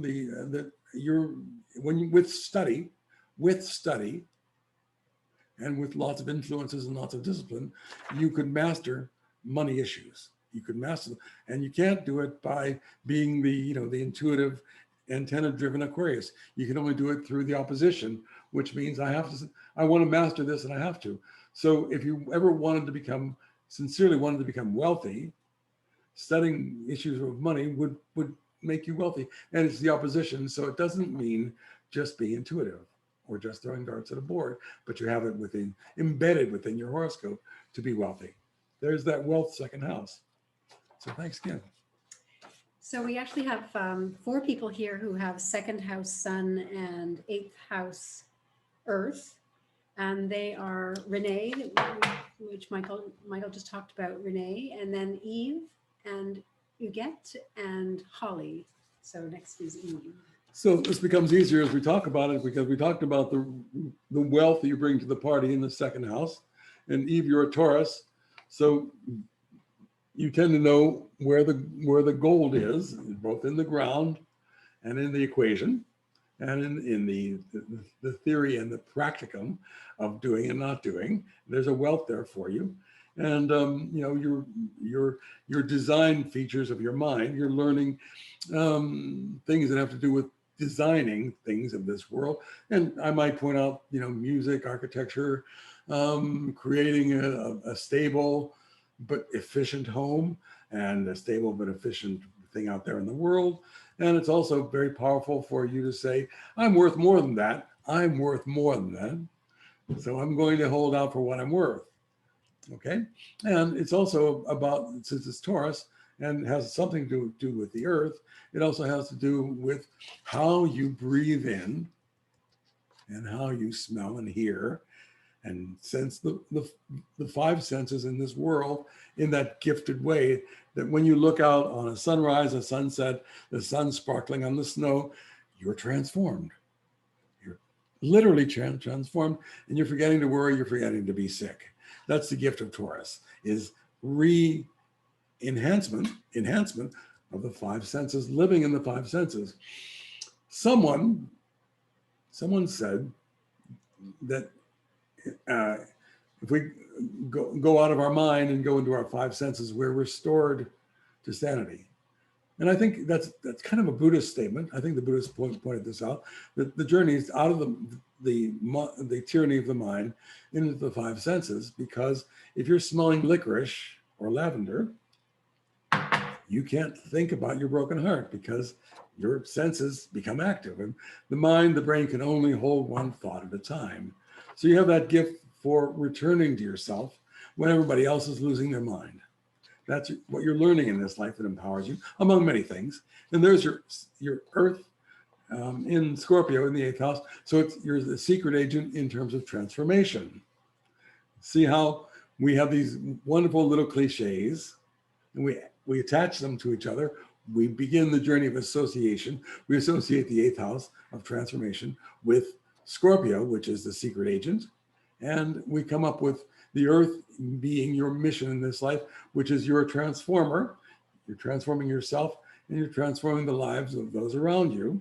And you're also gifted, because of the sun and the earth here, in very powerful signs at showing up and calming a situation that without you would be pretty chaotic.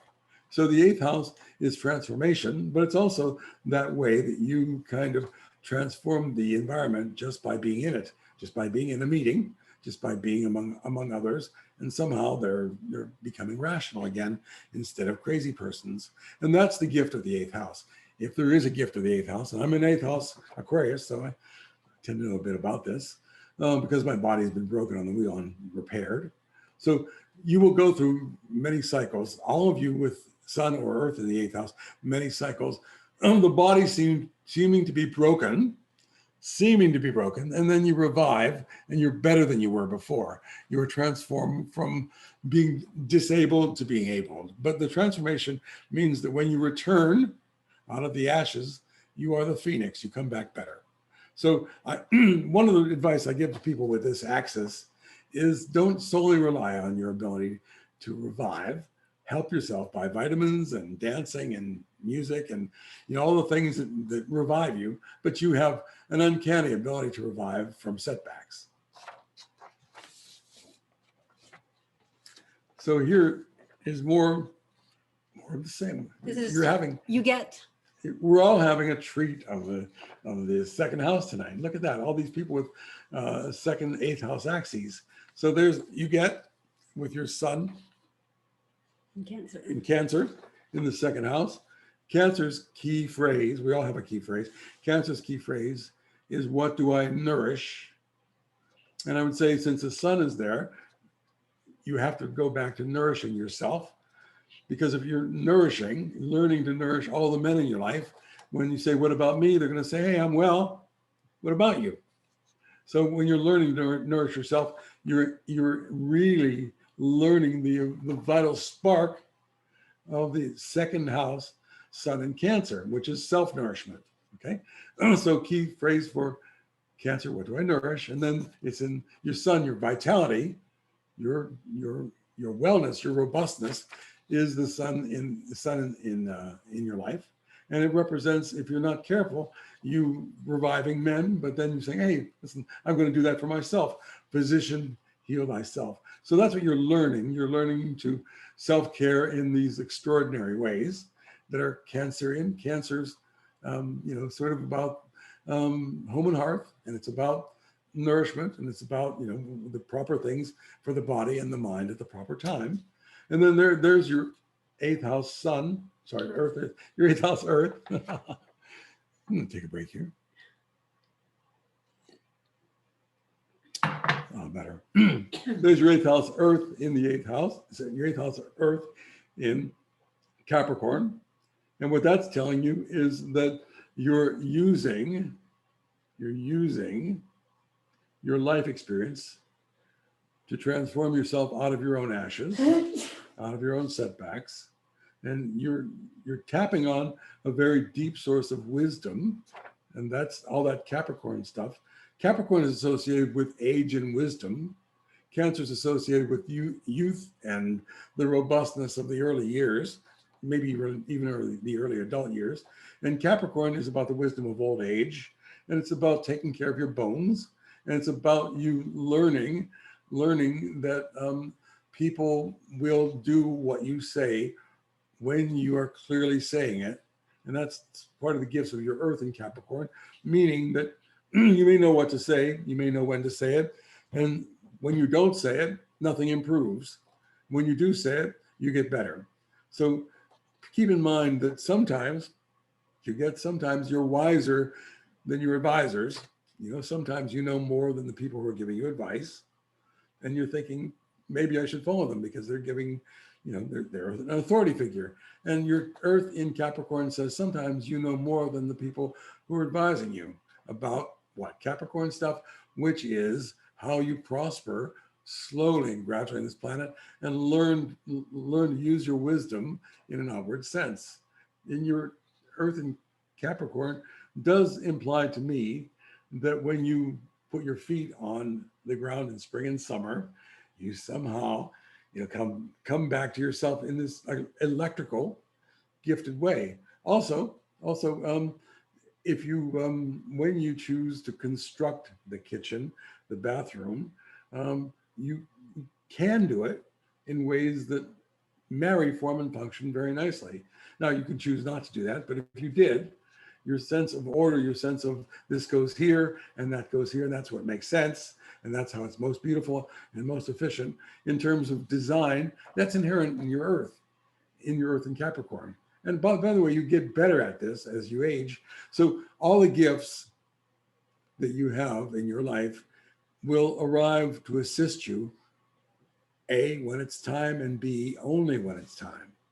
So they can't arrive all when you're 5 years old or when you're 7 years old. They'll arrive when it's time for you to take your next stage in mastery of what used to intimidate you. That's the gift of your Earth in Capricorn in the 8th of transformation and rebirth. Thanks, you guys. Holly, hi, Holly. There's that second house again, and there's that Capricorn sun. And we've talked a lot about Capricorn and second house themes. So let's marry them a little bit. You're learning in this life how to own what is your birthright. Your birthright has to do with the things that you nurture. And then it goes up in terms of the opposition over here to you saying, like Nancy Reagan, not Nancy Reagan, the woman who protested the Vietnam War, Jane Fonda. So you're learning that it's your turn, or that's Nancy Reagan, your turn, and you learn it's my way, which is Jane Fonda, and you're learning in this life to empower yourself by saying it's my turn to use your skills to make this thing happen. So whatever the thing is, repairing the faucet, putting up a stage for your art, whatever that is, you're learning the empowerment of getting people, the right people, to do the right things on your command or your sense of order. So the best gift of your son, learning this empowerment is learning that you can express your sense of order in this world in ways that empower you, because that's the sun in Capricorn. And that's, remember, the sun is what we're learning. So when you say, here's how I get an advantage, I get an advantage by getting you to do this because you're good at it. And by the way, what do you need? So that's the Capricorn sense of order that I keep showing is the journey out of darkness into light to help you use the personal pronoun. I want, I need. And there's your Earth opposite that in Cancer. And so Cancer's key phrase again is what do I nurture? Where I feel. Okay, you can use both of them. And it's in the 8th house, meaning that you're very gifted at sensing time for change, and then eventually not putting it off. Time for renewal, time for transformation, a new contract here and a new contract in the mind, a new contract in your dealings with other people. And that's the renewal that comes out of the ashes of you, A, not speaking your truth, and B, not speaking up when it was your turn. So the Earth here implies that because it's the 8th house of how we are, so here's the 8th house. I have to learn to get up out of my grave and be in the world. Because if I don't, I'm going to be moldering in my grave. So that's the 8th house. The 8th house is not trivial. It's about life out of death, but I don't mean that in an automatic sense. I mean, those of us with 8th house placement, sun, moon, primarily, learning to live, learning to re-enter the world. So if you think of the monk meditating in the side of the mountain and then going back to the village to share wisdom, that's your Earth and that's your wisdom in the 8th house. So you're very powerfully constructed in this way because of your physical form in this physical journey for you to be a transformer and to transform your life and the lives of others with your statement. And what you're nurturing in this Cancerian way is 8th house principles. And you can look up the 8th house around transformation, dealing with finances and money, other people's money. And for all of you with sun or Earth or sometimes moon in the 8th house, winning what other people lost. That's called the lottery, okay? And it doesn't mean the lottery at Las Vegas all the time. It means always winning what other people lost. Here's a sweater I'm no longer using. Here's a home that you can inhabit for a while because I'm not going to be there. And here's something I don't need that can be yours. So people with sun or moon in the 8th house will often benefit from what other people leave behind. Now, you can dial that in and say, oh, you don't like this, you're not using it. Can I use it? Can I have it? So that's the journey of you learning Cancerian principles, which means nurturing yourself. But it's also how you provide nourishment for others with your vision and with the soup.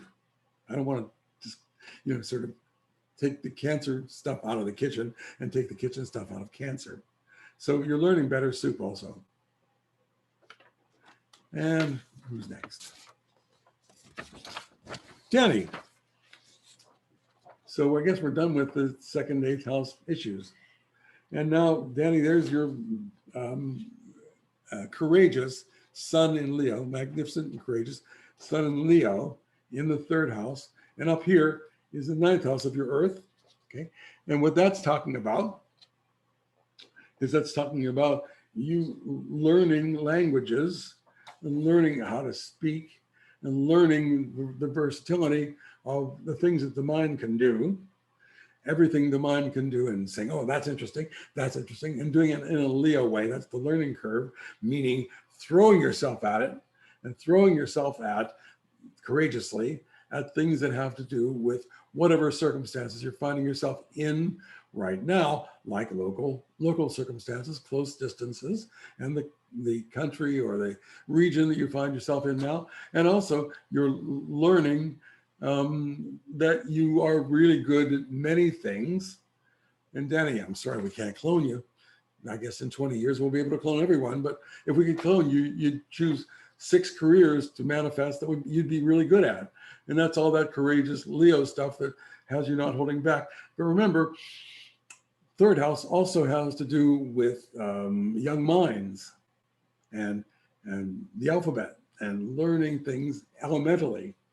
So when you're nurturing, people who are learning from you, you're also fulfilling the journey of learning yourself how third house empowerment. Opposite that is the 9th house, and that's Aquarius. In the 9th house of you owning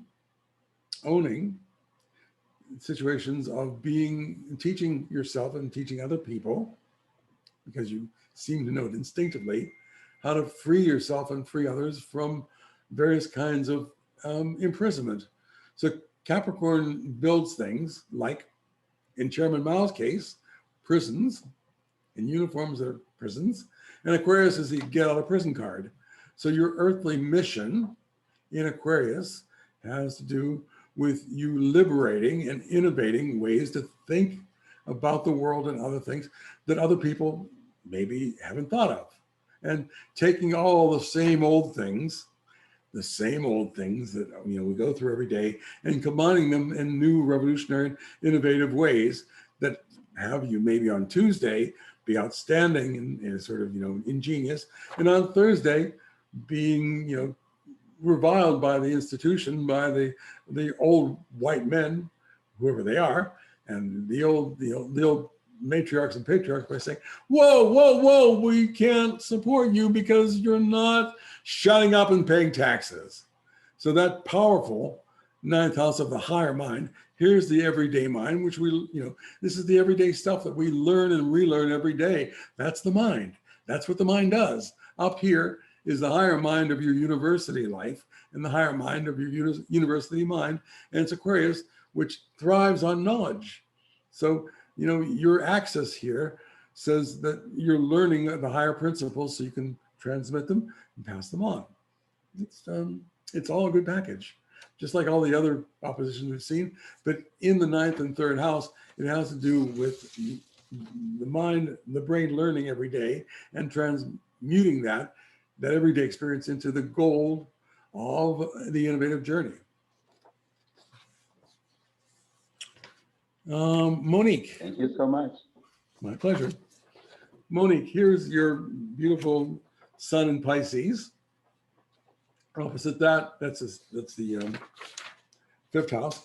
Opposite that is your Earth in the 11th house in Virgo. So let's start off with what you're learning, the empowerment you're learning in this life. And that has to do with Piscean principles, which is your magical self and the part of you that sort of just seems to get it without studying, without sort of pounding your head with a baseball bat to learn something. And sometimes you feel, or other people feel that sometimes, Monique, you seem to be weirdly missing the obvious, even though that's not entirely true, because you have a miracle, a magic in your chart that says, oh, by the way, I know what's going to happen next. I know where your keys are. I know where the puck is going to be. And that's all that Piscean sun that you're learning, the wonderful way that you know and learn without knowing how you know and learn. Sounds like a paradox. And I mentioned that Taurus and Pisces seem to calm other people down. So that's the learning curve in this life. And when you're upset and you're thinking, there's no one to calm me down, Michael. There's no one to calm me down when I'm upset. And what I'm saying to you about that is, when you're upset, people will be upset around you. And I'm not saying don't be upset. I'm not saying that. I'm saying that you more powerfully, because of your Piscean nature, are a transmitter of moods, emotions, and the aura of what's happening around you. But remember, in the main, because we all get upset, hopefully we do, because life is unfair and life sometimes, gives us the pointy end of the stick. But also, people will calm down around you, and you do know without knowing why you know. And it's magic. And also, there are times in your life when literally put your hand on someone's shoulder and they say, how did you know? How did you know that my shoulder was agony? Until you touched it. So there's real magic in that Piscean fifth house journey of yours, but it's also the magic of what you choose to create. Now, it can be anything. Creativity used to be defined as, someone banging on a piano or a harpsichord or smashing a paintbrush across a canvas or being a little chiseler. And I'm going to define creativity as the way that we travel through the air, the way that we conduct ourselves, as we're walking across the room, and the way that we put the fork and the spoon on the table, and the way that we just simply pirouette when things seem troublesome. So that, to me, that's creativity. And the fifth house is all about the embodiment of action.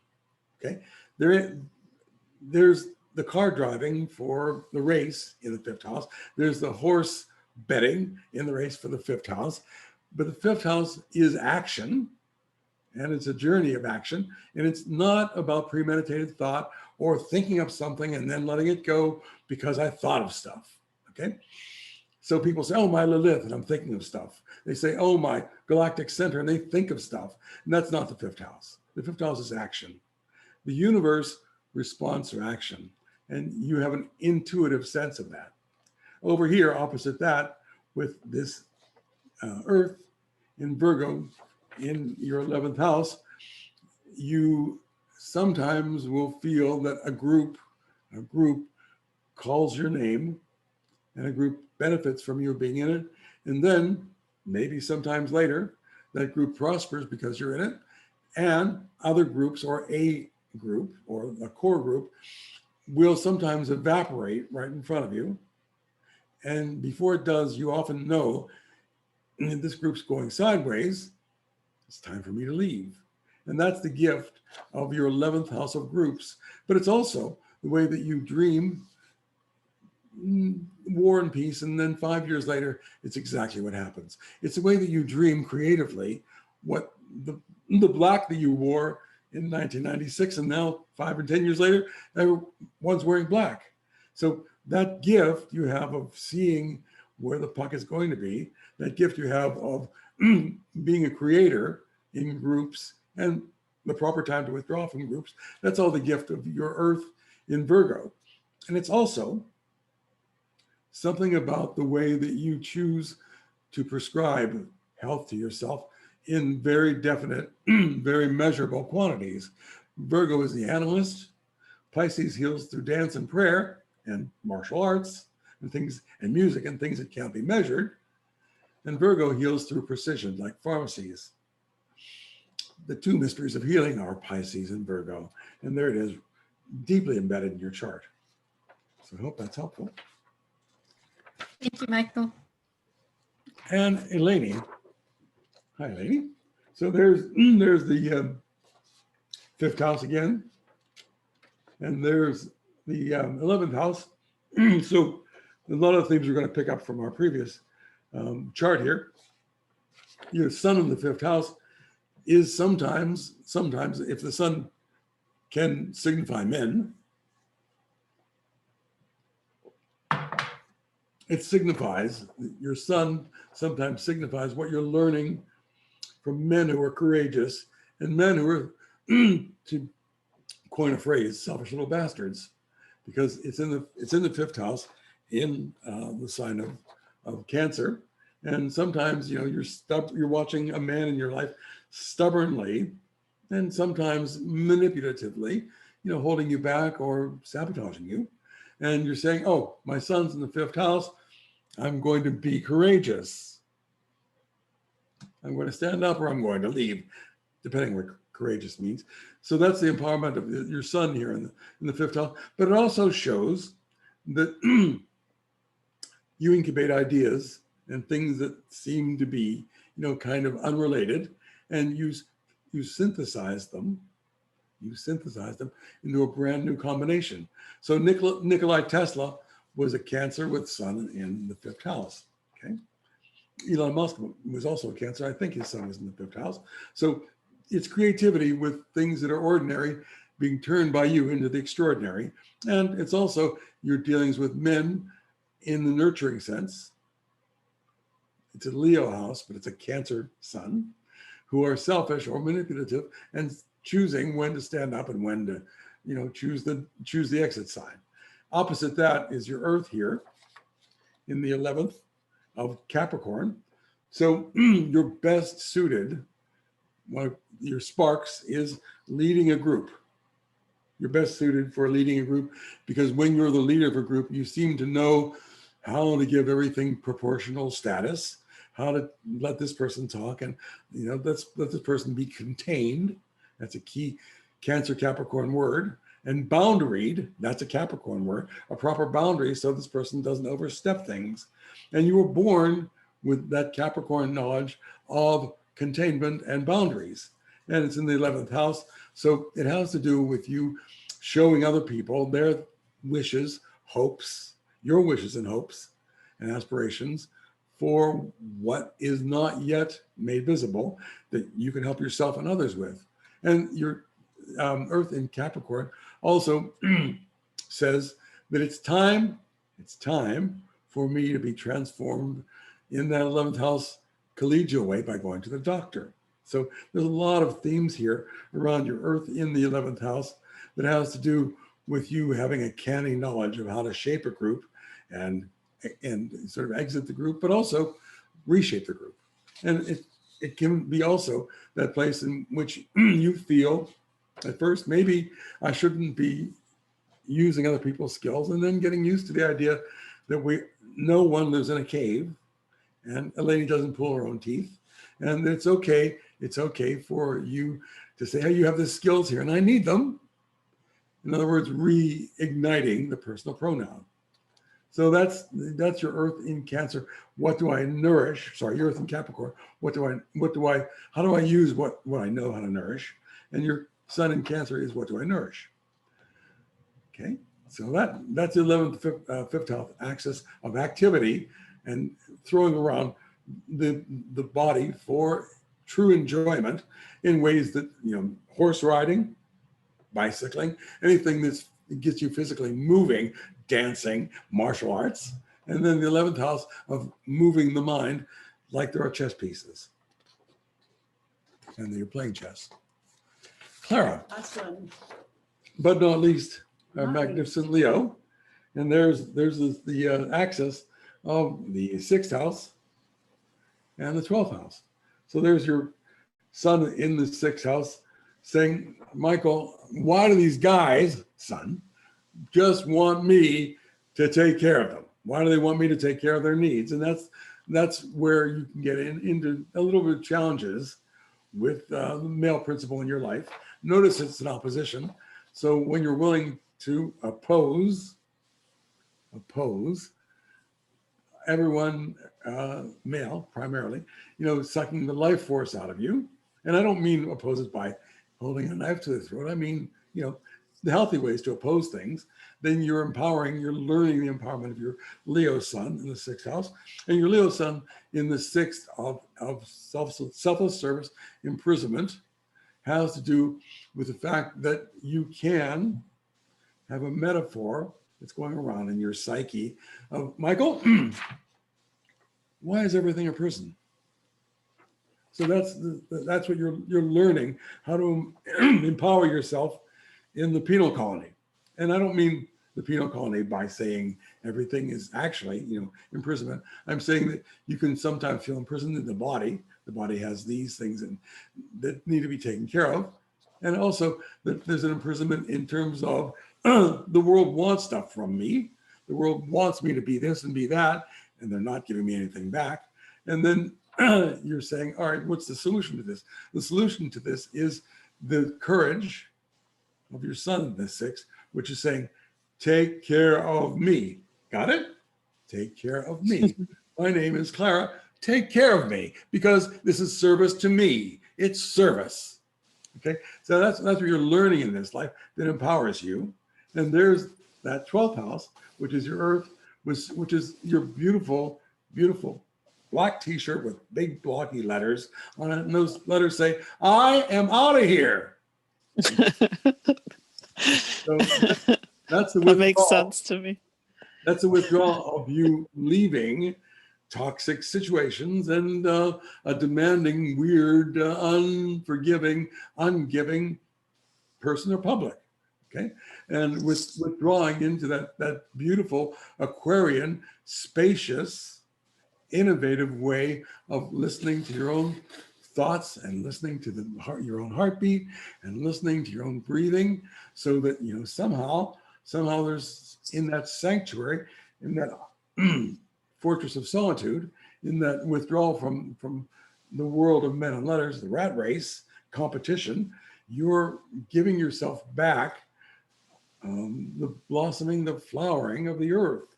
So keep in mind that your earth in the 12th house is not telling you sorrow. It's not telling you, disenchantment or breakage. It's telling you, here's what you know how to do. Now do it. And it's an opposition. So you will be the hermit, the wise hermit, coming out of the cave and going down to the village. And then when the chattery villagers have pulled at your robe enough, you're going to go back into the cave and renew yourself. So that climb back to the village and back to the cave, that's the 12th, 6th house journey that really tells you that you're on a journey. And the journey is a journey of the mysteries of Pisces and Virgo, because they're the signs of the mystery of healing. Okay, so that's the charts, and I'm not tired. Thank you. That's wonderful. Thank you, Michael. Yeah. Thank you. Yeah. That's great. I'm not tired, and let's Great. take some time out to discuss. Open the floor for questions. Feel free to unmute or post statements. in the chat. And And statements. there are 4 more people whose charts we haven't done who are not here today. So Michael and I will create a video for them later. But for those that are here, ask away. I think Thank you so Debbie- much, Michael. Oh, okay. Oh, thank That was you. really great. I had a question for you. Have you looked at, let's say, a famous person's or even your own in terms of Sabian symbols to see? Well, yeah. Is anyone here who doesn't know what a Sabian symbol is? You don't have to. Okay. So there was a very gifted astrologer who paired up with a psychic between 1928 and 1934. And he said, look, there's 360 degrees in this circle, because a circle has 360 degrees. Each day I'm going to come to you and I'm going to ask you for a dream symbol for each degree. So 360 degrees in a circle, in the chart, in the horoscope, and 360 symbols. So each degree has what became known. Mark Edmund Jones was the astrologer. He went to a famous psychic. He said, give me a dream symbol for each one of these. Each day he asked her for a different symbol over 360 days. And that became the Sabian symbols that Dane Rudger and other astrologers have riffed on to produce lots of really interesting information. So if you have Google, go to the Sabian symbols and you'll find out lots of issues there. And when you look at the Sabian symbols, I want you to remember, this is the trick,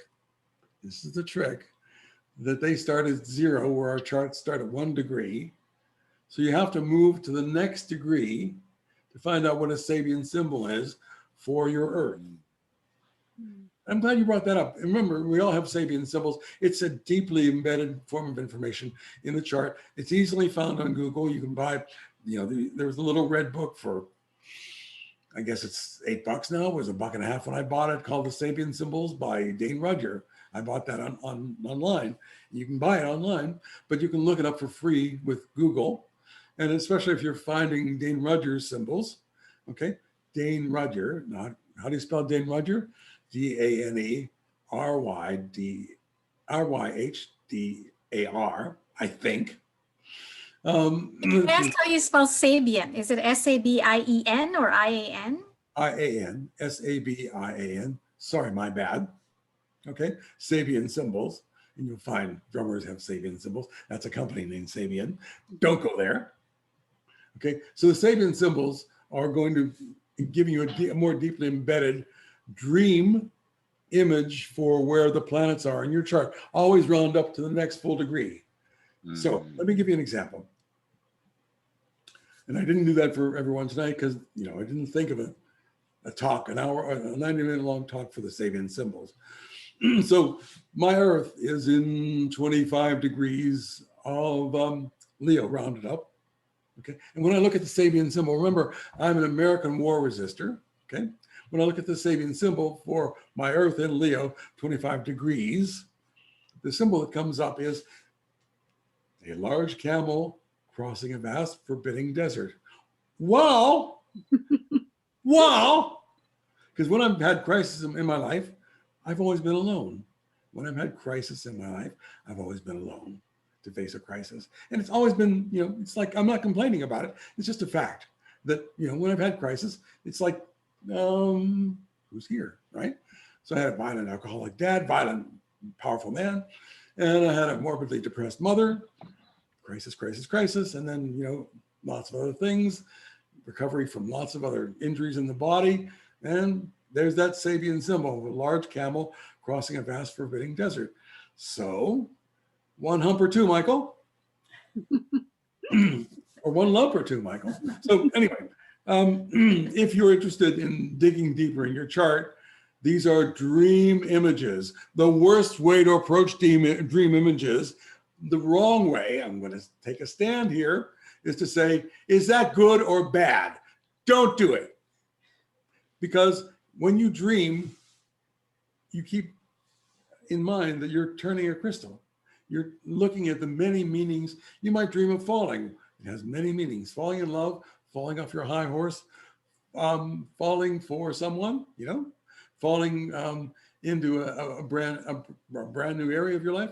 So the worst way to handle this is the worst way to handle anything you try to say, oh, that's really bad. Oh, that's really bad. Because all we can do in life is say bad, good. And it's like children talking to themselves and talking to each other. There are bad guys and there are good guys, and they violate things. And let's deal with them. Your chart is what you came to work through. That's it. So it's hard for me to hear my clients say, students say, somebody else online say, oh, my Chiron, oh, my Venus. It's hard for me to hear that because it's what you came to work on. So, moaning is okay. Bitching. Oh, my aching Chiron. Oh, my aching Chiron. You don't know how I suffer. See, you don't know. So the issue around us dealing with our chart is a verb, what we do. A verb, what we do, that's your chart. Okay? It's not a noun like a bat hitting you over the head or weasels ripping your flesh. It's not that. Okay? It's something else. Anyway, enough. Sabian symbols, great enrichment. Look them up. Danny asked how much of the North Node or both nodes can we also tie to the Earth sign mission? Is that something to consider as well? Oh, well, I'm going to be a smartass.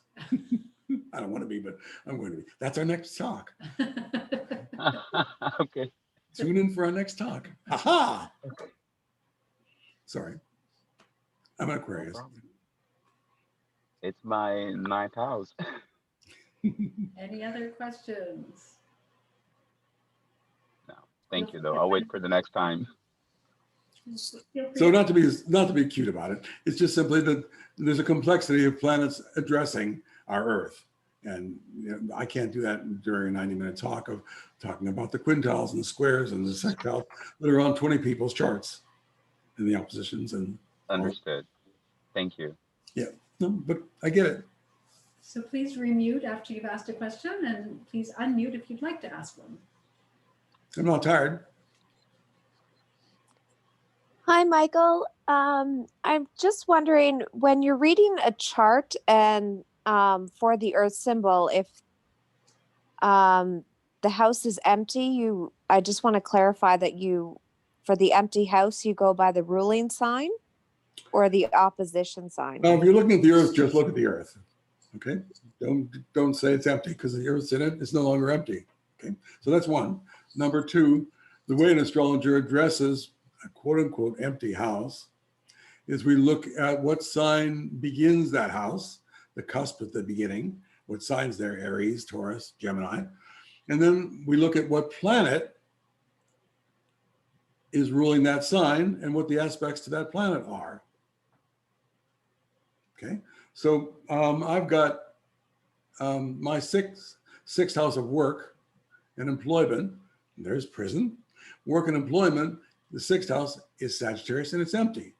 It's empty, there's nothing in it, nothing, except it's full of associations. It's full of Sagittarius means Jupiter.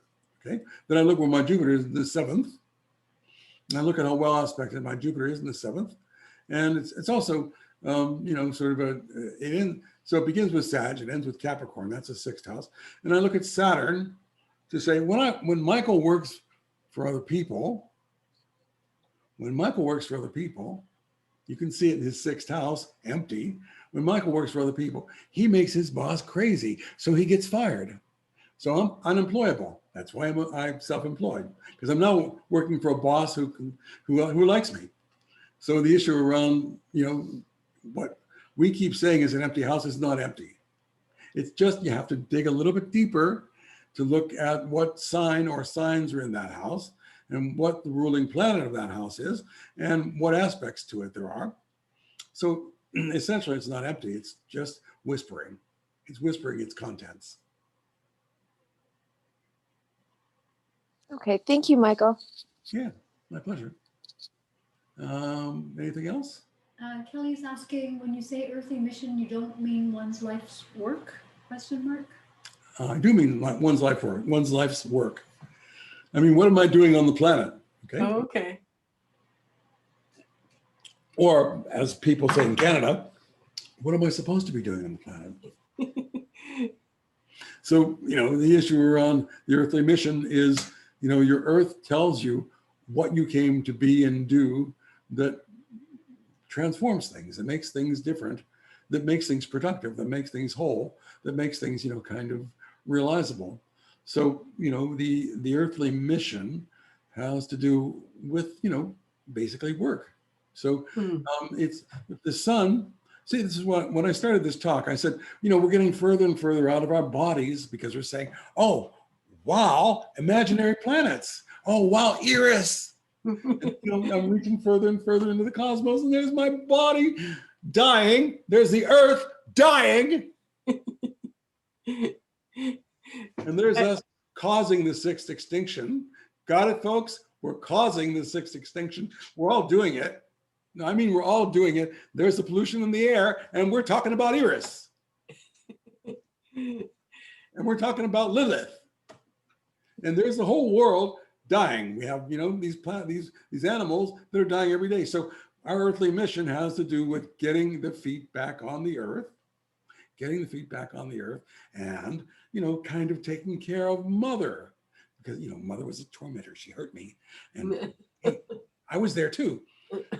Mom hurt me too. So it's not the same mom. It's the one that gave you the miracle of life.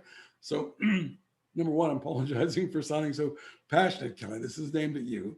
But I'm saying it's nice to have all these novelties in the chart, and the earth is dying. Kelly's also asking, is fifth house from Scorpio suggesting crime novels, mysteries, etc., because of that super agent element? Absolutely. Everything that has to do with secrets, revealing secrets, and keeping it in fiction. What a more beautiful metaphor than that could there be? Yeah, that was something new that I learned from your talk tonight, because I hadn't thought of that before. But it's like, oh yeah, fifth creativity in Scorpio. That's really cool. Yeah, and it empowers you because it's like seeing but not being seen, right? But it's also the characters who are revealing and concealing, and the secrets that the gold of El Dorado, right? Where is it? So, it's a powerful theme for a writer. Kelly, by the way, folks, in case I haven't said this before, is a gifted author, and her books are wonderful to read on meditation and fiction. They're wonderful. Thank you, Michael. Thank you. That was really helpful. Thank you. Yeah, good. So yeah, it's the 5th house, 11th house creativity. Two forms of creativity. One is the mind, and the other one is, you know, doing stuff in the world. Got it. Got it.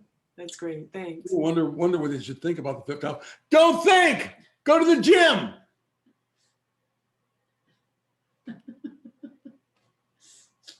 Okay, Michael. Are there any planetary things that are coming up that we should, like, I know we're in Mercury retrograde right now, but I'm just wondering, is there anything that's gonna shift anything dramatically in the next month? Wow, Like, to the planet as a whole, not necessarily, you know, us individually, just curious. thank you so much for bringing that up. Number one, meetings will be delayed. Number two, when a meeting takes place under a retrograde Mercury, it goes better than anybody thought. Here we're having a meeting. It's going better than anybody thought, and it got delayed.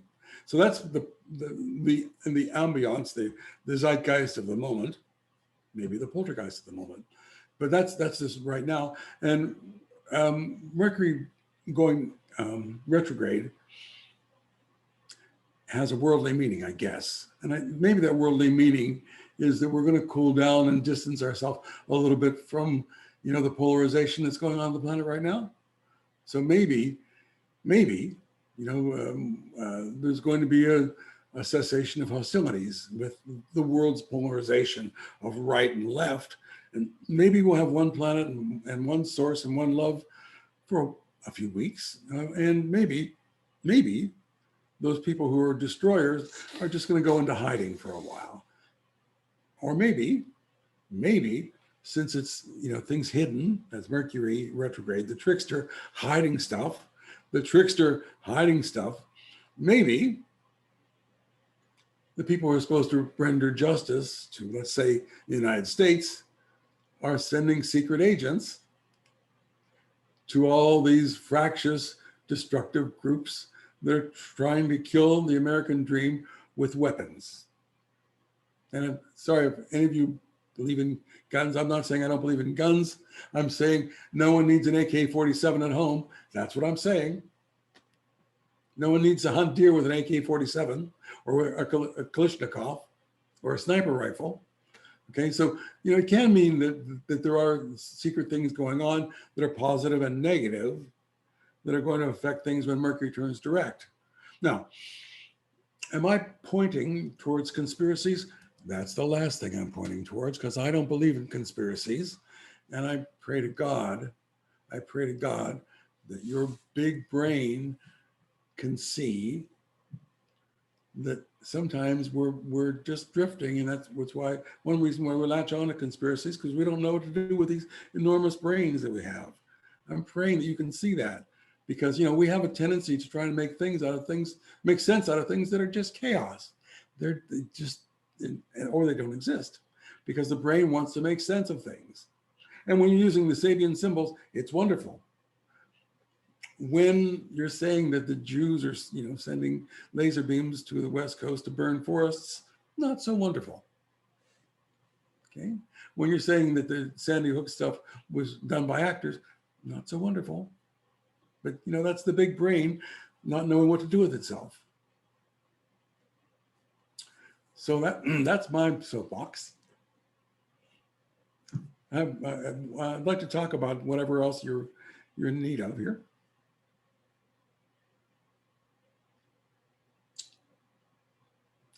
So if I didn't include the earthly mission, my apologies. I meant to say with every statement that there's stuff to do on the earth. Look at the sign that your earth is in. Look at the house that's in. You'll find out more information. You know, one of the things that I can't do for you tonight is I can't give you that finely gifted, unimaginable, never before said in words, reason to get out of bed. Because some of you have realized tonight that what Michael said is what I'm already doing. He might have said it in words that maybe refine it a little bit, but I'm already doing some of that, Michael. So why am I attending this seminar? The reason you're attending the seminar is because we're bringing things out of the unconscious into the conscious. We're bringing things out of a fog into the light. So, my Earth is in Leo. My Earth is in Leo. So I got being wealthy, and we bought a big house. My Earth is in Leo in the second house. So did Michael mention that? Do I need Michael for that? Well, I looked at my chart and I said, Leo's second house. Leo, likes to go ahead and be magnificent. So we live in a beautiful big house. That's magnificent. So, I'm not tonight able to, tell you something that's exactly the opposite of what you've ever done with your life. I'm kind of enhancing the journey. That's what I think I'm doing tonight, is enhancing a journey, because some part of you already realized I'm kind of on that journey, Michael. I'm kind of on the place where you said to walk, or you said to, to laugh, to strive. So keep in mind that I'm, kind of the person who is leading the band, not creating the band, not, sort of saying, boom, you magically you can play the bassoon. You couldn't play the bassoon before, now you play the bassoon. Now you're playing the trumpet. That's not what I'm doing. I'm telling you some things that in some sense, you've known it, but I'm reinforcing it. In some sense, you had a vague awareness of it, you're already doing it, but isn't it amazing that it's in your chart and can be articulated?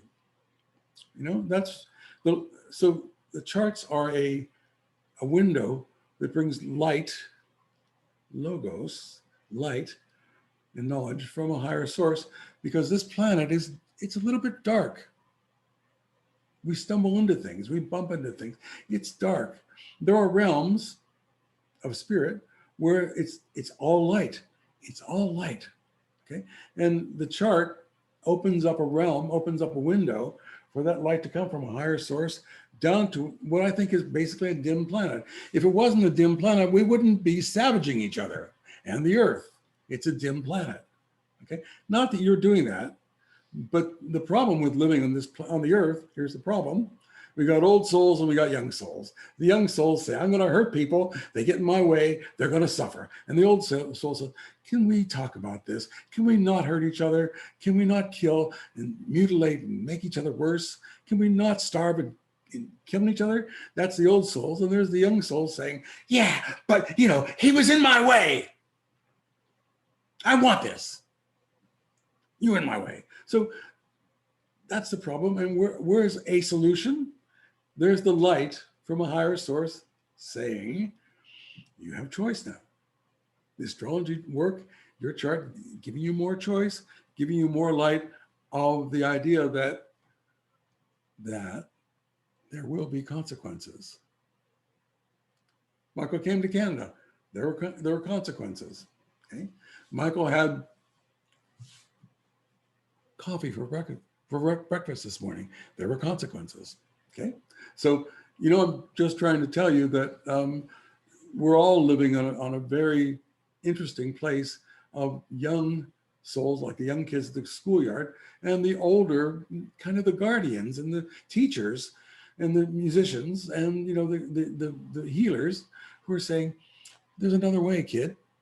So it's not like I'm doing something truly revolutionary tonight, but I'm also happy to bring what light of 30 or 40 years in the business and in the well of human nature, the human experiment that I've experienced can be helpful to you. So if I've been helpful tonight, I'm going to sleep better. So that's my story, and I'm sticking to it. So yeah, we've been. Hi, Michael. Thank you for tonight. It's Holly. Hi, Holly. Thank you. Hey, Holly. A short question. I don't mean it to be a big question. It's late. Entering the age of Aquarius, you talked about it in your last lecture shortly. What you told us tonight, do we have, let's say, more of a chance to fulfill things? I don't mean in a new age way. I mean, age of Aquarius communication. Do we have a better opportunity here at this time? Well, I'm old school, Holly. Okay, here's the old school. Knowledge is power. Okay, so if I'm giving you knowledge, I'm empowering you. If you're giving me knowledge, you're empowering me. So, I've gone through various phases in my life where a teacher came to me in a book, a song, a mentor, and said, Michael, here's another way. Here's more information for you. So the issue around us opening the book tonight, the book of existence, the book of the journey, is that certainly we are empowering each other by participating in astrology, because astrology is that democratizing impulse that says, you also can have wealth. You also can have health. And, there are ways to be healthy in the chart that is about, the 6th house, the 12th house. 6th house is medicine, and the 12th house is, self-care, away from all the productivity and the busy. Okay. So and Pisces and Virgo tell us more about that, but that's just one portion of the chart. There's also productivity and, risking things out in the world. There's also the sanctity, the safety of constructing a home that nourishes us. Okay. So, the astrology seems to me to be a gift from the gods, from a higher source, so that, we can dialogue with this wonderful mystery and gain and gain and gain, because there is a source of knowledge. Now, do I always have faith in astrology? My chart has even shown me when I will lose faith in astrology. So that's astrology. So keep in mind that we have a source here, a source of empowerment. It's a Promethean source. In fact, if I had my way, I would take out the word Uranus from the 6th or the 7th planet, depending on how you count. I would take out that word Uranus and I would substitute the word Prometheus for it, because it's that giant, that titan, who brought fire to people, okay? Because we were all miserable and cold and starving because the crops wouldn't grow and we couldn't, find any warmth. So I would take, the word Uranus and I would substitute the word Prometheus, because we're all taking power from a higher source, and the chart does empower us. And it does tell us, I want to make clear about this, it does tell us when to let go of something that's really not going to work because of whatever, timing or people, and when to go ahead and start a new course, and when to stand our ground. Now, do I know everything there is to know about this? Happily for me, astrology is a place where I can learn. Today, I can learn. Tonight, I've learned stuff, okay, where I can learn. So, it's not like I've mastered astrology, and I'm kind of allergic to anyone who calls himself a master. Why? I'm Aquarius, and, I just don't follow leaders very nicely, because, I want to know something about how they're going to treat people once they have power, or assume that they have power. So my point is that when you're dealing with your chart, maybe this is a big discipline that you don't want. Maybe that's okay. Maybe in the labor camp, the people who survived, maybe in the concentration camps, the people who survived were the people who kept each other alive with a passion for knowledge. Maybe the people who died were the people who turned into what we call animals and just ate and eliminated and then growled and laid down and died, because we die from the mind down. We die from the mind down to the body. So I'm just suggesting to you that the reason I'm still doing astrology after 3 or 4 decades is because I love learning stuff. I love learning stuff. And I'm a dumbass sometimes. I have to really figure stuff out by slowing it down and reading it over and over again and looking at it until I'm blind. And then the next day I see it, because I went blind looking, staring at it, and I went to bed confused, Neptune Pisces, and I woke up saying, oh, I get it now. And I'm a slow learner. Fast talker, slow learner. We've got, Saturn conjunct the moon So, you know, I don't learn things quickly, but it tells me in my chart, how do you learn, Michael? Learn your way, okay? So yeah, I learned my way by being someone who said, oh, I fell apart. There's the 8th house sun. What do I learn from that? So you got it. Thank I don't want you. to be up all night. Best way to learn is by teaching. Thank you. Yeah, and my teachers are here tonight, and this is kind of a sacred moment for me. Thank you. Thank you, Michael. That was wonderful. Thank you for everything. Okay, so time to. Hey, Michael, I don't know if this is going to be way too off topic, but do you have any thoughts on how you would think Pluto in Aquarius would look? Yeah, yeah, it's the final confrontation between the left and the right, and it's the new government that arises out of conflict, out of conflict that is polarizing, and it's also that way that we have of transforming the ashes of the planet we're killing into the planet that's reviving, and it also is that those persons who will take charge after the psychopaths and the sociopaths have done their worst. And it's going, the Pluto return is in the US chart. It's in the Sibley chart until like 1776. So you can see the US is staggering towards some kind of death. And out of that will be a rebirth. Exactly. Yeah, and it is happening right before it goes into Aquarius. Yes. So yeah, I would like to know more about what do you think on that. Excellent. And by the way, Pluto never surprises. It just simply is relentless. It never surprises. I know, slow worker.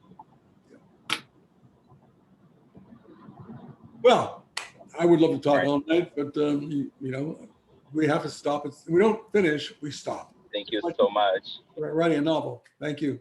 Yeah. Have a good night. Thanks, Michael. Thank you all. Good night. Good night. Good night, everybody. Thank you, Michael. Thank you, Michael. Good night. Thank you. And thanks, Pat. You're welcome. Thank you, Joan, and thank you, Pat. Leave it all. Thanks, Pat. You guys are awesome. Take care.